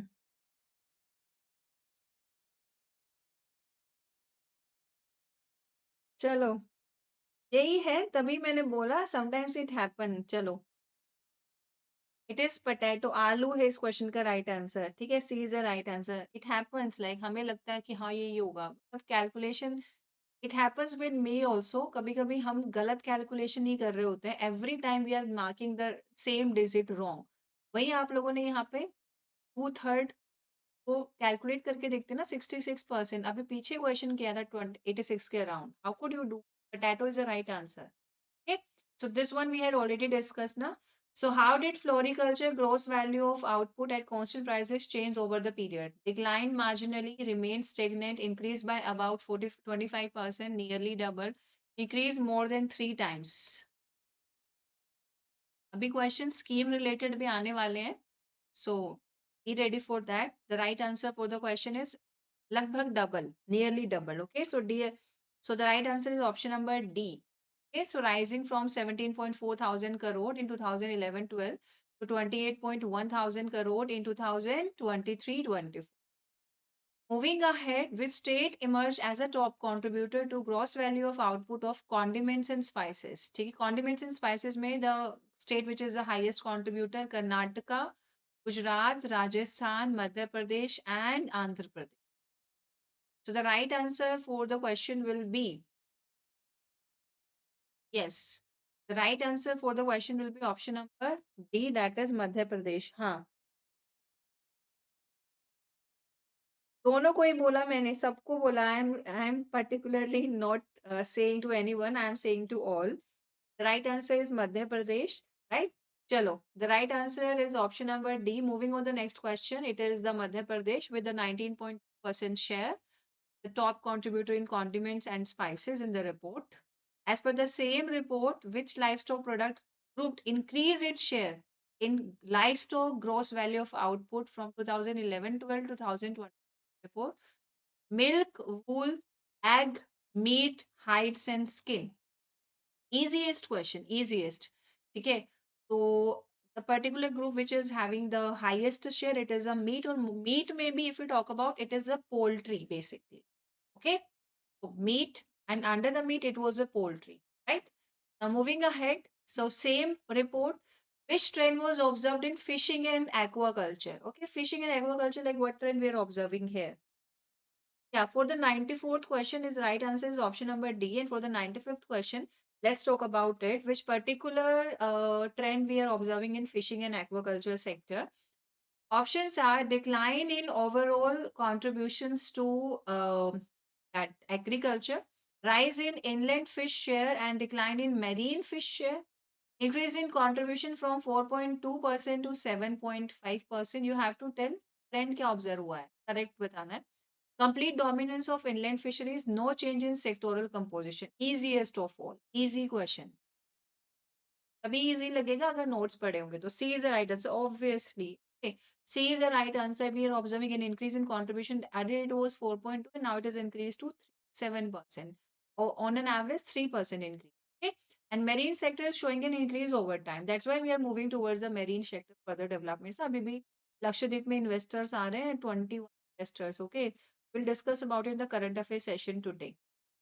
So as per the same report, what was the gross value added of agriculture in the lead sector at current prices in 2023-24? It was 2949,000 crore, 3378,000 crore, 4578,000 crore, 4878,000 crore, or 5978,000 crore. Yeah, the right answer is A, B, C, D, or E. It is D, 4878,000 crores. So this is a complete report. On release करता है, that is released on 27th of June. We have a specific session on YouTube related to this. You can go through that. Released by NSO under the Ministry of MOSPI. Okay. So this is all about it. Right. This is the data you can cross check. Now, again, year end review 2024. Okay. Department of Fisheries targeted seafood production by the year 2025 under Pradhan Mantri Matsya Sampada Yojana. So what we are targeting for seaweed production specifically 0.75 MT, 0.95 MT, 1 MT, 1.12 MT or 1.50 MT. Moving ahead, the right answer for the question will be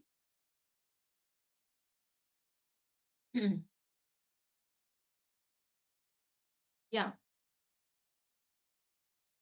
So for the 97th question, A, B, C, D or E, the right answer will be, it is option number D, that is 1.12 MT. Okay, it is 1.12 MT and ambitious target of 1.12 MT of seaweed production by 2020. What was the total fish production in India during financial year 2022-23? If you are aware about it, you can tell. और ये है पहले 145.20 lakh tons, 158.60 lakh tons, 165.30 LT, 175.45 LT, 180 LT. Yeah. Right answer for question number 60, question number 98. It is, yeah. Okay, all the very best, the students who are going out of the session. Let's continue further. Okay, you can cross check the PDFs, okay, before exam if you want. Although we had discussed about it, कुछ PDFs पहले provided थे, so you can go through all those PDFs. Now moving ahead, yeah. Question number 98, the right answer is option number D. Okay, this is option number D. It is 175.45 lakh tons, right? Moving ahead, inland fisheries and aquaculture production increased by what percentage between financial year 2013-14 and financial year 2020-23? What should be the right answer? 85%, 96%, 104%, 114%, or 128%? Yeah. Yes, surely the right answer for the question will be.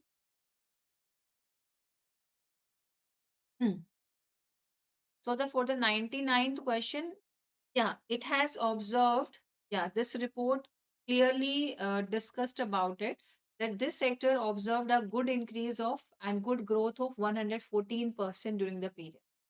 that inland fisheries and aquaculture production specifically. C is the right answer.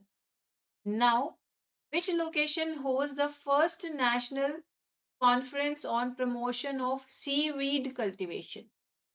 This is related to the data.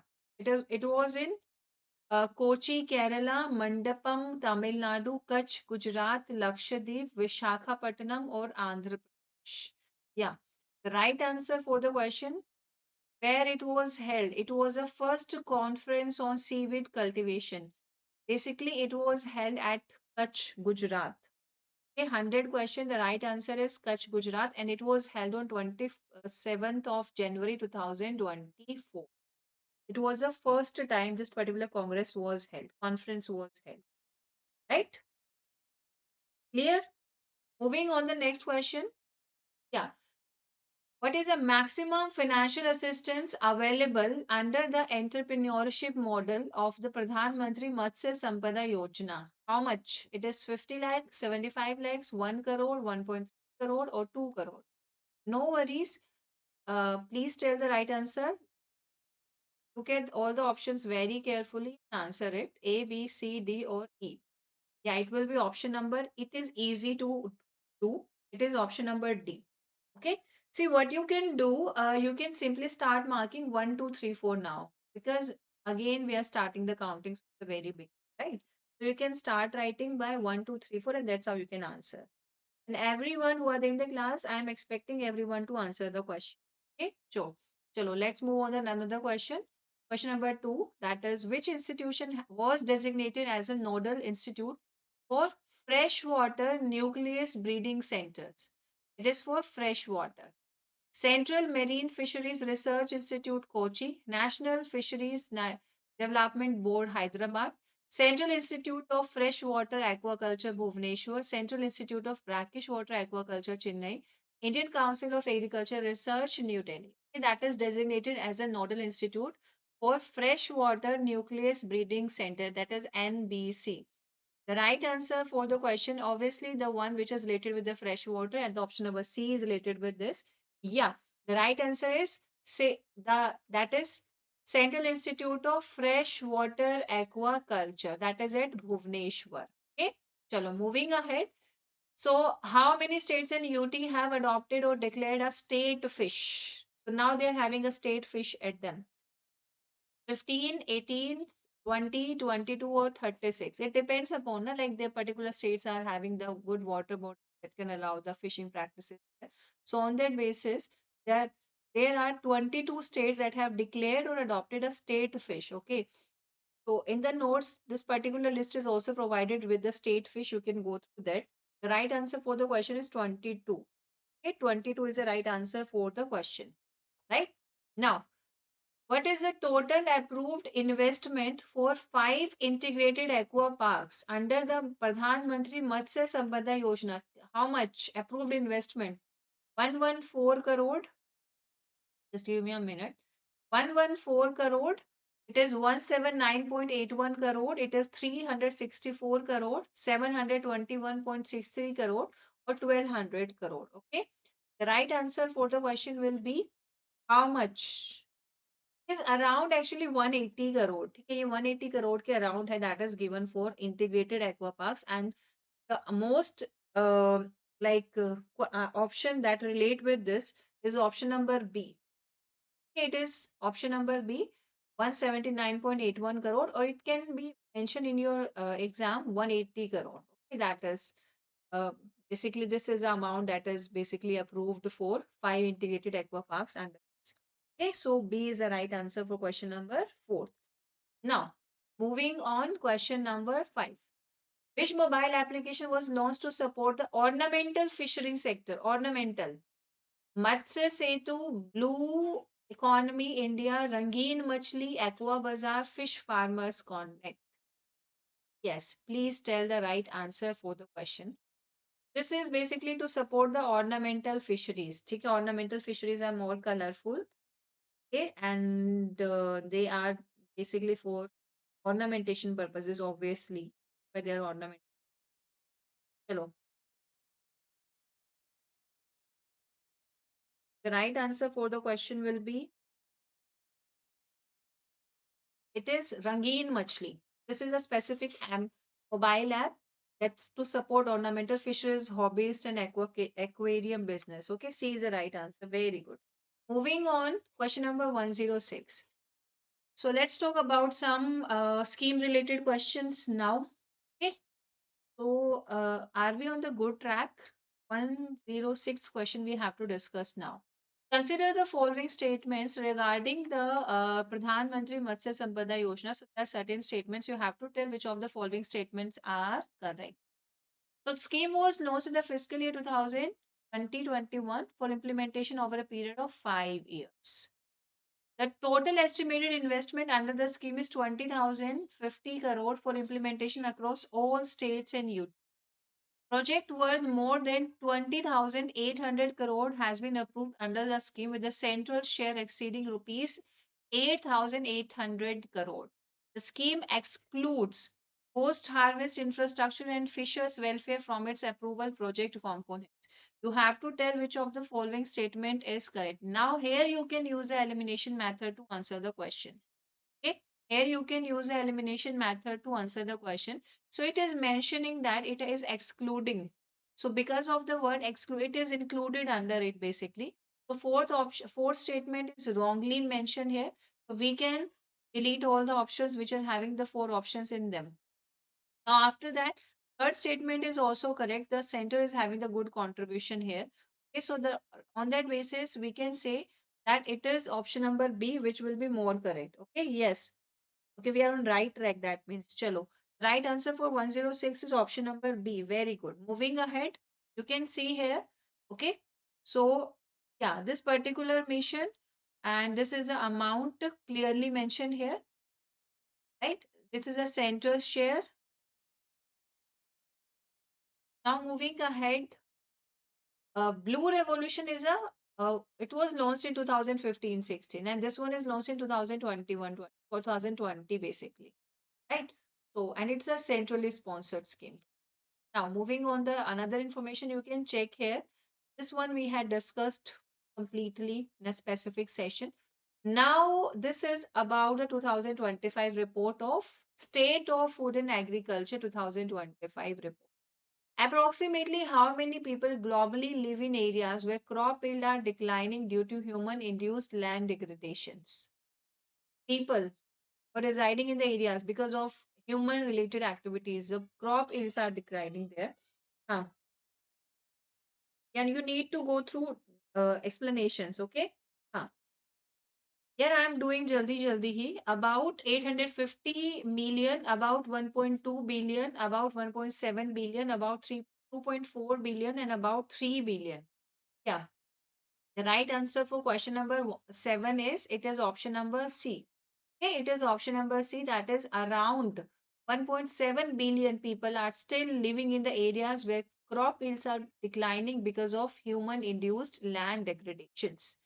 Okay, so as per this particular report, which region faces the greatest impact of land degradations on crop yields?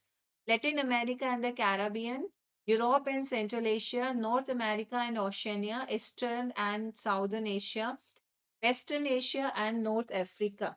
Yeah, the right answer for question number 8 will be A, B, C, D, or E. It will be option number Northern. It is Eastern and Southern Asia. They are the areas where impact of land degradation is clearly observed. Okay, in India as well. So agriculture accounts for approximately what share of global deforestation? Agriculture, we are about to do the agriculture practices and because of which we are deforesting or we are cutting the forestries from there. So how much percent is? Okay, it is 40%, 55%, 70%, 80%, or 90%. Yeah, the right answer for the question will be yes. The students who are there in the class, please tell the right answer for question number 9. It will be option number E. Okay, it is option number E, that is nearly 90%. Agriculture accounts for approximately 90% share of global deforestation. Like we are starting using the land for the agriculture crop production specifically. Okay, so this report uses which methodological approach to assess human induced land degradations? Yield gap modeling approach, satellite only vegetation index method, depth-based approach comparing current and no human impact conditions, farmer survey based assessments, climate variabilities regression model. Okay, so once 10 question, the right answer, like which particular method was used to do all this assessment. So the right answer for the question, like it was basically the depth based approach. Okay, the right answer, it was basically the depth based approach comparing the current and the no human impact. Okay, so C is the right answer for the question. Yeah, Pranjali, C is the right answer. Okay, yes, Shaurya, for the 10th question, it is option number C. And under this depth-based approach, current values of soil organic carbon, soil erosion, soil water are cross-checked against hypothetical conditions without the human eyes. Now, as per this same report, reversing just 10% of human-induced degradation on existing croplands would potentially feed how many additional people annually? Okay, अगर 10% भी हम इसको correct कर पाए तो like how much people will get the food because of this correction? About 75 million, about 110 million, about 154 million, about 225 million, or about 300 million. Yes, yeah. For question number 11, the right answer is option number C. Yes, around 154 million. Okay, around 154 million will get the food requirements fulfilled. Okay, if there will be the restoring only 10% of degraded croplands.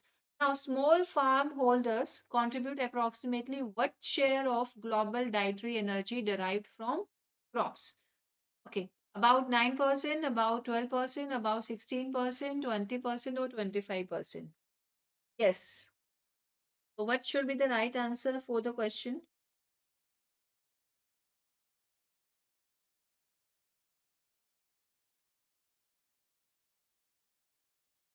So, according to the State of Food and Agriculture report, this is about nearly 16%. Okay, so this is nearly 16%, and they are contributing nearly 16% of global dietary energy, along with significant shares of proteins and fats. Okay, so E is the right answer for the question. Now, what proportions of world's farms are smaller than 2%? No, no worries if you are not getting the answer for the question that we are discussing now. I'll provide you the notes. Go through the notes once because you are doing the practice from the last 1.5 hours. So it happens. ठीक है? तो demotivate नहीं करने का है खुद को. Okay? Tell me the answer if you are aware about it. Otherwise, I'll tell you. So, as per the report, what proportion of the world's farms are smaller than 2 hectares? The right answer for the question is about, yeah, 85%. Okay, so the right answer is 85%. Option number D. Now, moving on, question number 14. Which income group experienced the highest absolute crop yield losses from a 1% increase in accumulated land degradation? Low income countries, lower middle income countries, high income countries, upper middle income countries, or least developed countries? Okay. The right answer for question number 13 is uh, what proportion of the world's farms are smaller than, sorry, which income group experienced the highest absolute crop yield losses from a 1% increase in accumulated land degradation? So it is basically the right answer for the question is upper middle income countries. Okay. Option number D is the right answer. Okay. You can go through this particular report. You will get to know about the answers. Okay. That is a annual, that is a global report which we discussed here. Okay. So this is a data that you can go through, right? It will help you to answer. It will help you to get the meaning. Now we have some questions from the schemes. Okay. So again, it is question number 1 written here. Okay. Like I pick some questions which are very important that we need to discuss from that we had discussed. Okay. So let's talk about them. So question number first, again, you can see the question here. Pandit Deendayal Upadhyay Unnat Krishi Siksha Yojana that was launched in the year 2016 to promote organic and natural farming based human resources development is implemented by which institutions? Ministry of Agriculture, Agriculture Education Division of State Agriculture Universities, Education Wing of ICAR, National Council for Agriculture Research and Education, Agriculture Education and Research, or it is the NABARD. Yeah. First question is there on the screen. You have to answer what should be the right answer for the question. This particular scheme was implemented by which institution? It was implemented by, yeah, it was implemented by the option number C, that is Education Wing of ICAR. Okay, it is not implemented by Ministry of Agriculture and Farmers Welfare, by the Education Wing of ICAR. The right answer is option number C. Mission Finger Link was launched primarily to address which of the following issues in India's fisheries sector? Declining marine fish export due to international trade barriers, poor quality fish feeds and inadequate hatchery infrastructure affecting productivity, excessive focus on inland fisheries at the cost of marine fisheries, low consumption of fish protein among rural households, high cost of cold chain logistics for fish marketing. This one is easy question, huh?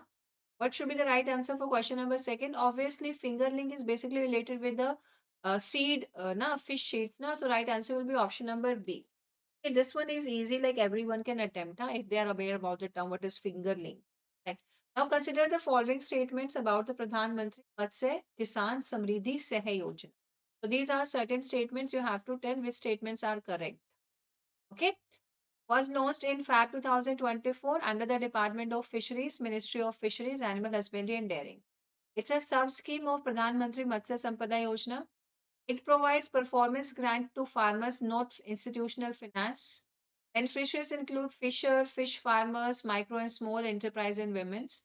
It's implemented through NFDP, PMUs and credit intermediary. Okay. So third question, the right answer will be the which of the following statement is correct? So it is basically option number three is most inappropriate if I compare with other options, and because of which we will select option number A for the question. Yeah, A is the right answer for the question. Okay, because this Pradhan Mantri Matsya Samriddhi does not provide access to institutional finances, so that statement is incorrect. Question number four. Objectives and fundings of Pradhan Mantri Matsya Samriddhi Sahay Samriddhi Yojana, the same one. It aims to formalize the unorganized fishery sector through digital identities on NFDP. This PMMKSSI provides insurance incentives for aquaculture to reduce the risk. This scheme has a total funding of 6,000 crore sourced only from the central government. Complementary funding is available through Fisheries Infrastructure Development Fund. Small grants under the scheme are directly linked to the activities and scale of beneficiaries. You have to tell which of the following are true statements. Okay, so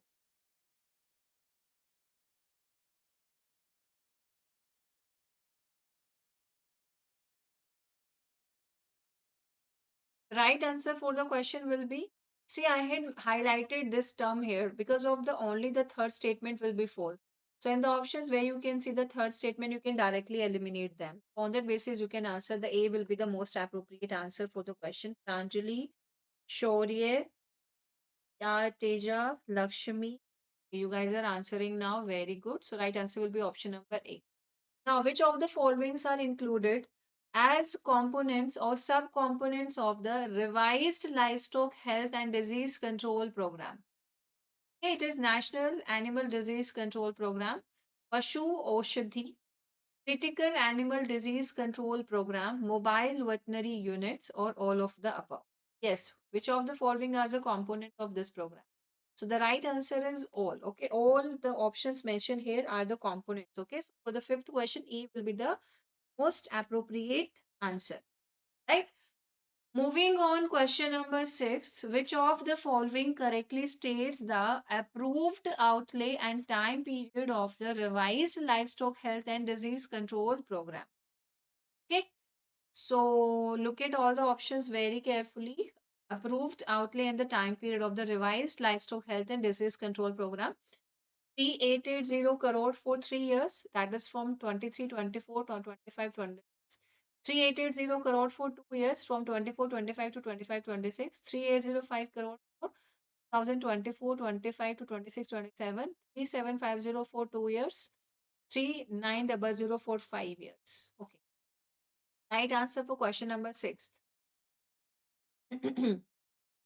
It is option number B 3380. देखो ये तो 38820 is a exact term. ये year you need to know, and that is from 2024-25 to 2026. Okay, discussed it. Now, as per the revised Rashtriya Gokul Mission, total outlay, approved outlay, and the finance commission period for its implementation. Huh.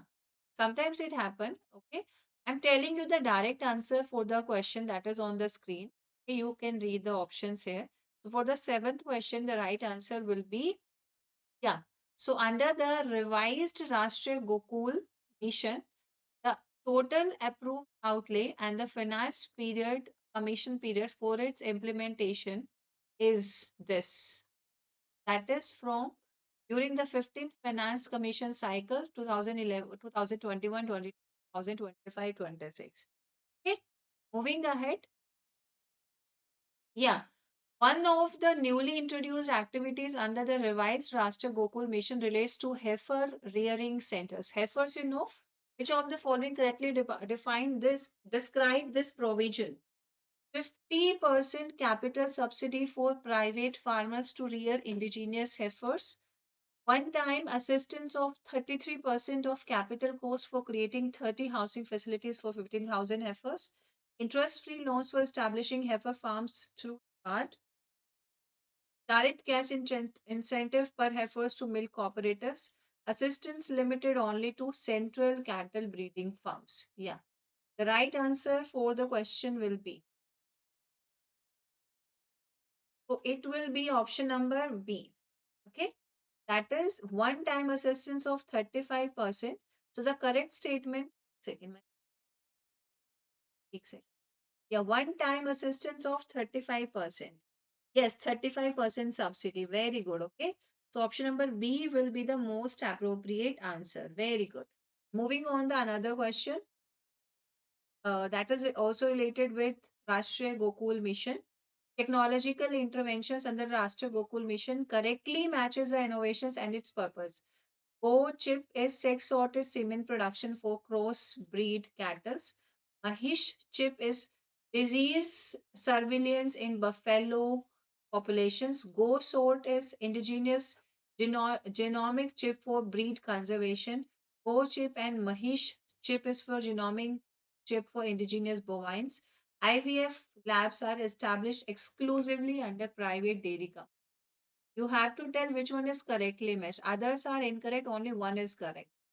Which one is correct? It is option number D. That is, yeah, this Go chip and Mahish chip, they are genomic chips for indigenous bovines. Okay, so they are genome related chips that are related with indigenous bovines. Okay, so you can see there Go sort is for sex sorted semen technology, right? And Go chip and Mahish chip are genomic chips developed for indigenous bovines, and they are developed by National Dairy Development and ICAR NDAGR. Now moving ahead. Okay, this is a 15, that is a 35% of capital cost, 35% subsidy. We just discussed about it, and this is all related information. You can go.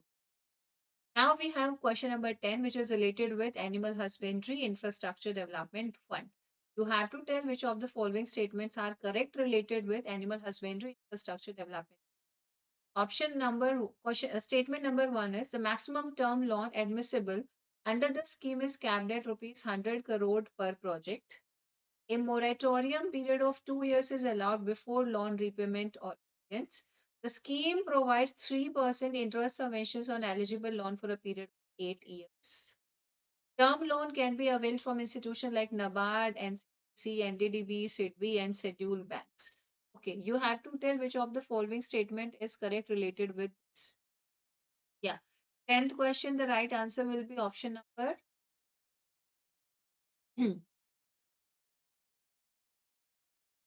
See, we discussed about this. देखो ये दो statement है ना, statement number second, third, and yesterday we were talking about the funds. Now all the statements were there in the specific session related to it. Okay, so on that basis, you can mark your option number A will be the most appropriate. First statement is false. Second, third, and fourth are exactly statement. Okay, the fund managed by NABARD. Okay, you can go through that particular session, and that is there is no ceiling on the eligible term loan.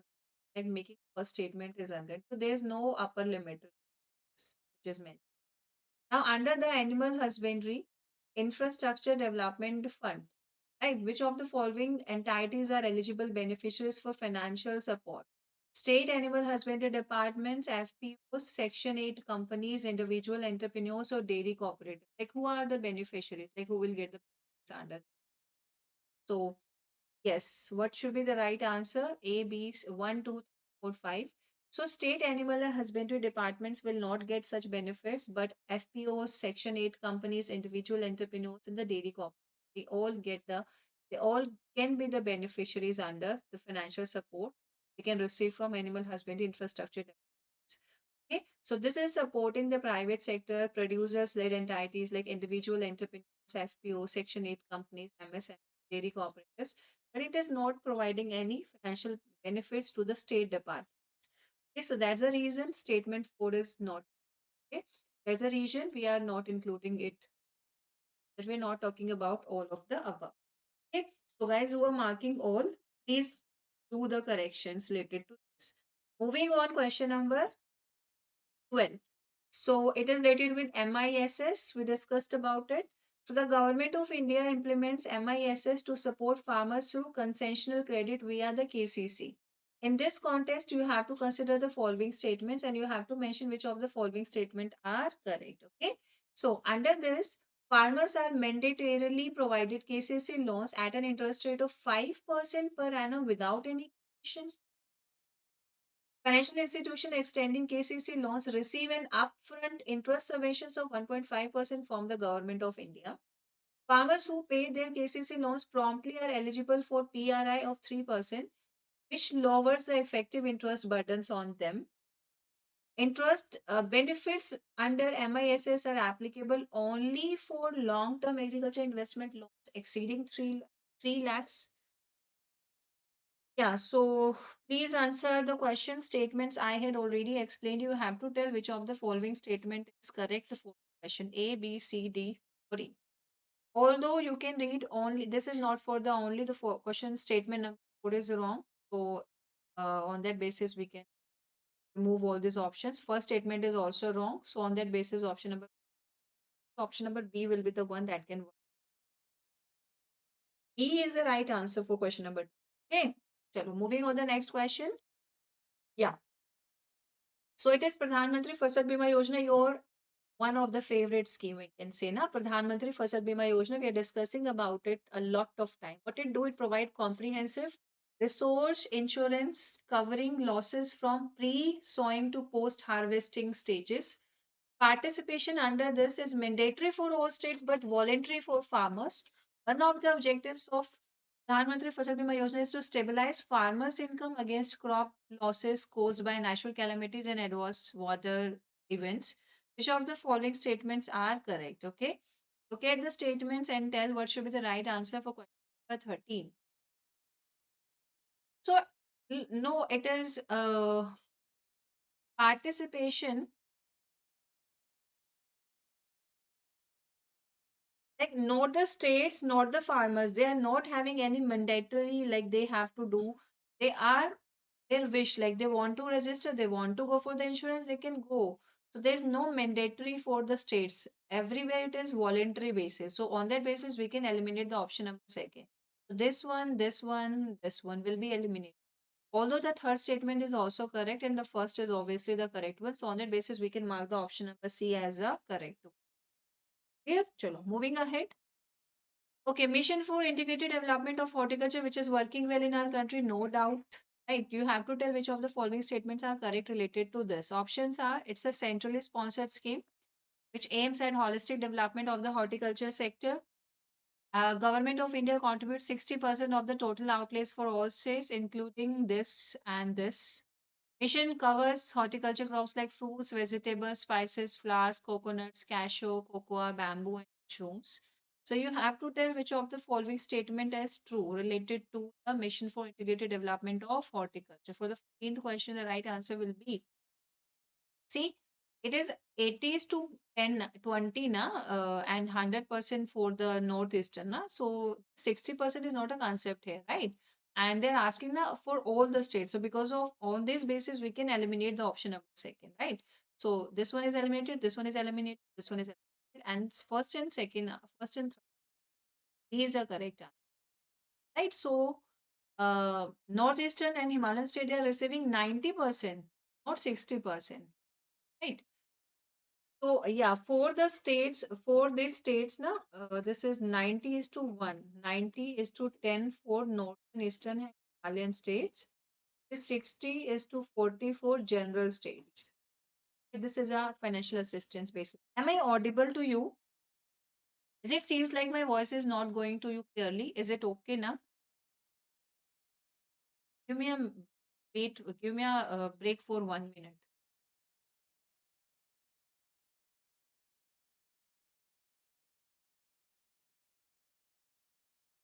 Hmm.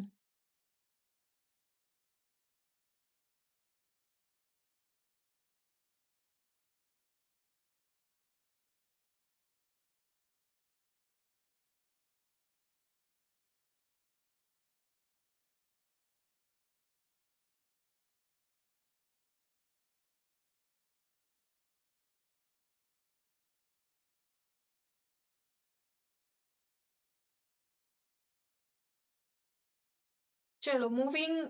Let's back to the question. Right. Here we go. Yeah.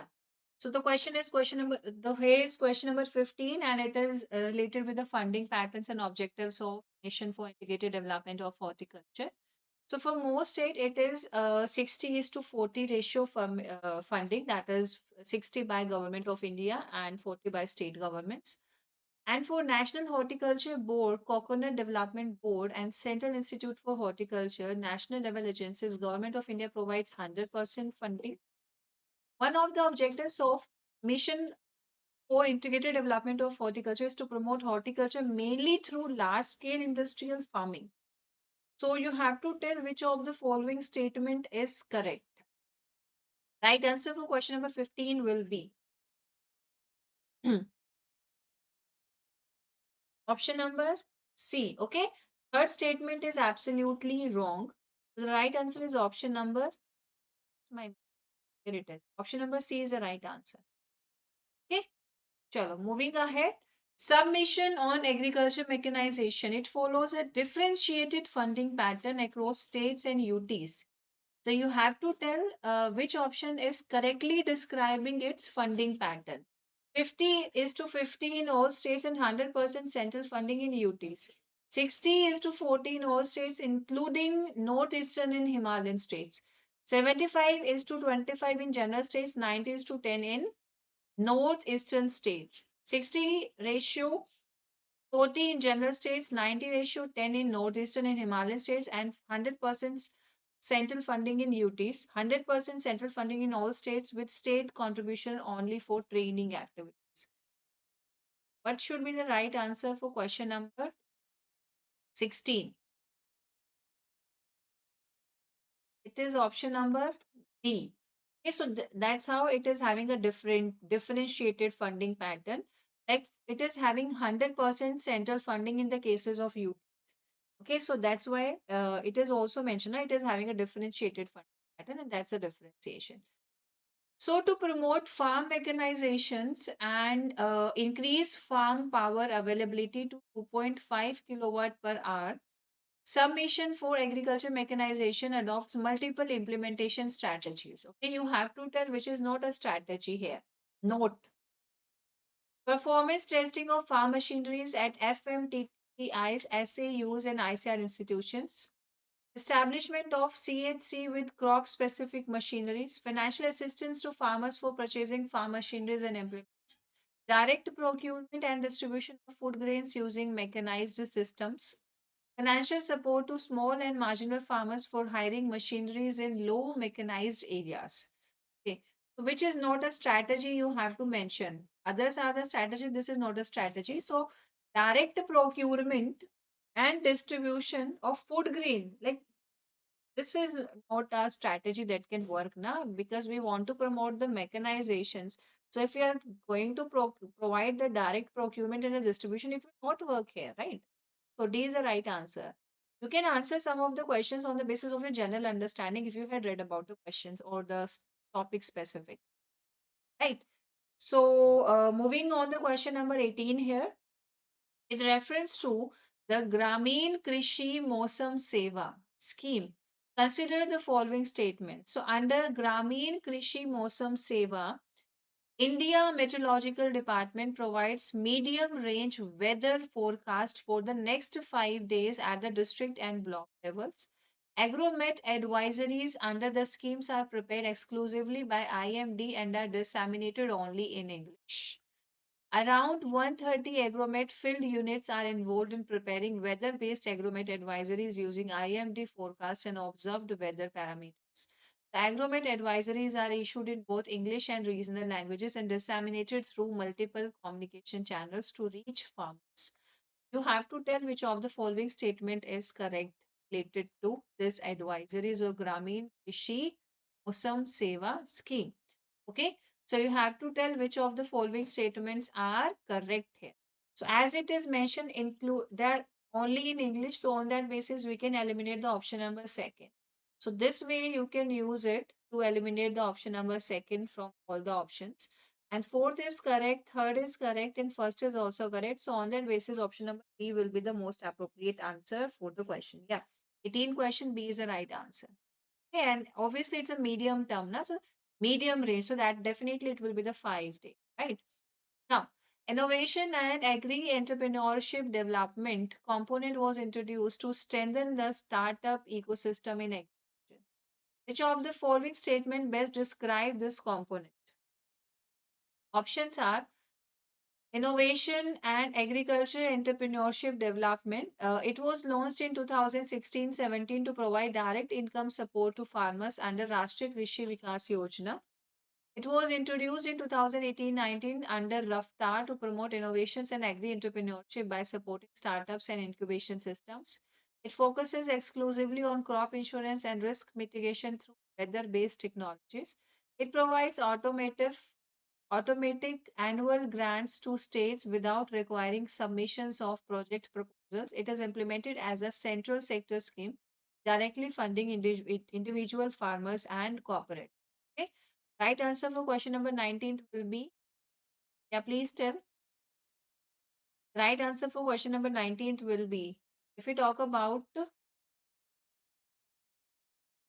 this innovation and agri entrepreneurship development. So it is option number B. Okay, it was introduced in 2018-19 under this Rashtriya Krishi Vikas Yojana Raftar to promote innovations and agri entrepreneurship by supporting startups and incubation ecosystem. Okay, the right answer will be option number B. Right now, this is the question number 20 here. So, directly aimed at developing capacity of farmers and extension personnel under KVKs. So you have to tell which particular activity is related with this. On-farm testing to assess location specificity of technologies, frontline demonstration to establish product potentials, capacity building and skill upgradations of farmers and extension personnels, production of quality seeds, planting materials and bioagents, providing farm advisories using ICT and other means. Okay. For question number 20, the right answer will be, it will be option number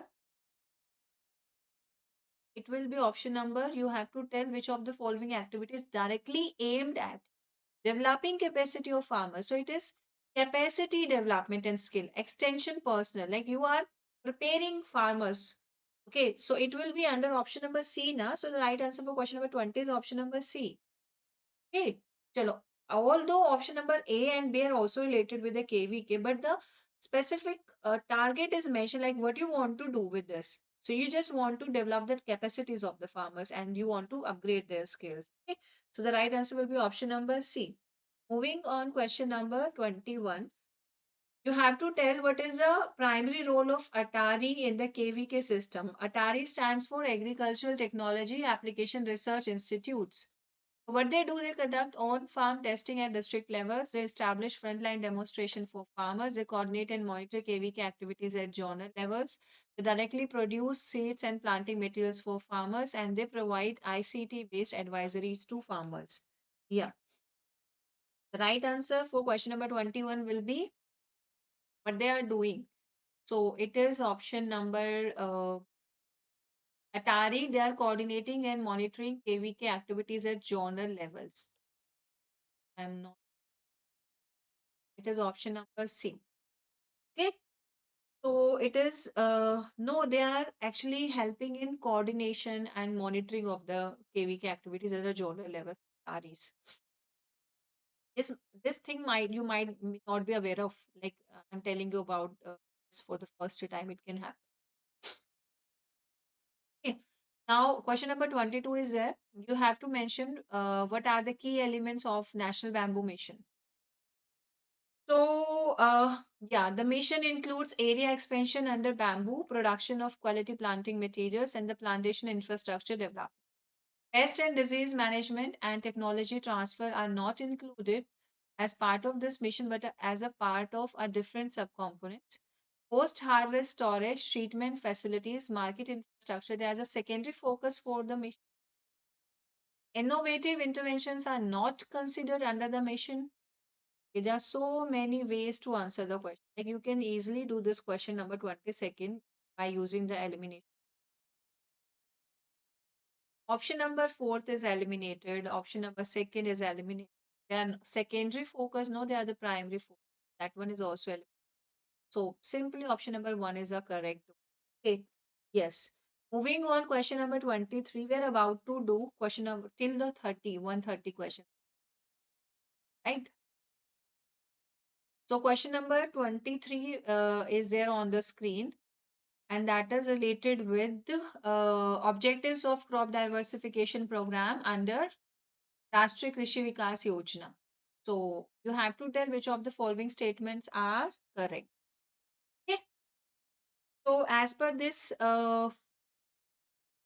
aims to divert the area of paddy crops in green revolution states to alternative crops, provide financial assistance only for paddy replacements. It allows states flexibility to implement state-specific activities under Rashtriya Krishi Vikas Yojana with the approval of the state level sanctioning. This primarily aims at promoting export-oriented crops in all states of India. Okay, so you have to tell which of the following statement can be correct here. Yeah. So on it, okay, this is clear. Like B statement, second statement is wrong here, so we can directly remove the option which are having the second statement mentioned in there. Similarly, the fourth statement, like all states in India, it is mentioned. Like we are talking about the states which are having the major productions of these crops. So, fourth statement is also false. That basis we can eliminate, right? So basically, first and the third are the most appropriate statement that we can focus upon as per the question, right? So B is the right answer. Question number 24 is there. So, consider the following statements regarding the target beneficiaries of Agri-Shore Fund. It is the startups working in agri-tech, food processing, animal husbandry, fisheries, and farm mechanizations are eligible. Startups working in climate change and waste management sectors are included. Only individuals with prior corporate experience in agriculture can access the fund. FPOs with minimum 100 members are among the potential beneficiaries. You have to tell which of the following statement is correct for the option question number 4. So only individuals, and this is not the like this digit is also not correct. So option number A is the most appropriate correct answer for the question, right? Question number 25. Statement regarding the funding and corpus of agri-shore funds. So total corpus of the fund is 1500 crore. Government of India and NABARD contributes 250 crore each. Generally recently we discussed about it about agri-shore yesterday also. Entirely financed by private investors with government contribution based on state's need. Remaining 250 crore is mobilized from other institutions including private investors. Acha, aspirants, you can connect with me on my Telegram as well. Okay, there also discuss the and as well as you should have the Olive Board applications also, right? So, for the question number 25th, the right answer will be option number B. That is second and fourth statements are correct. First is not correct, and this third one is also not. Second and fourth are the correct statements. So here I am ending the session for today. Like we'll have some questions which are also the data-based questions. Like you can go through the questions by yourself. If still you have any doubt, and trust me, we had discussed about all these things before also. This is one of the revision session that I want to take before. That's why I do the session for you. Okay. Uh, now this is the end from my side, right? All the best for your tomorrow's exam and make sure you will watch the last minute exam, carry all the essential documents and time as your center. Okay. And do your best. Whatever the question numbers you are about to attempt, please make sure that you are attempting the good number of questions with accuracy there. Okay. And कर लो भाई अच्छे से. चलो मिलेंगे after exam. You don't need to attend the current affairs sessions if you are having your exams tomorrow. Okay. चलो. Bye bye. All the best and take care.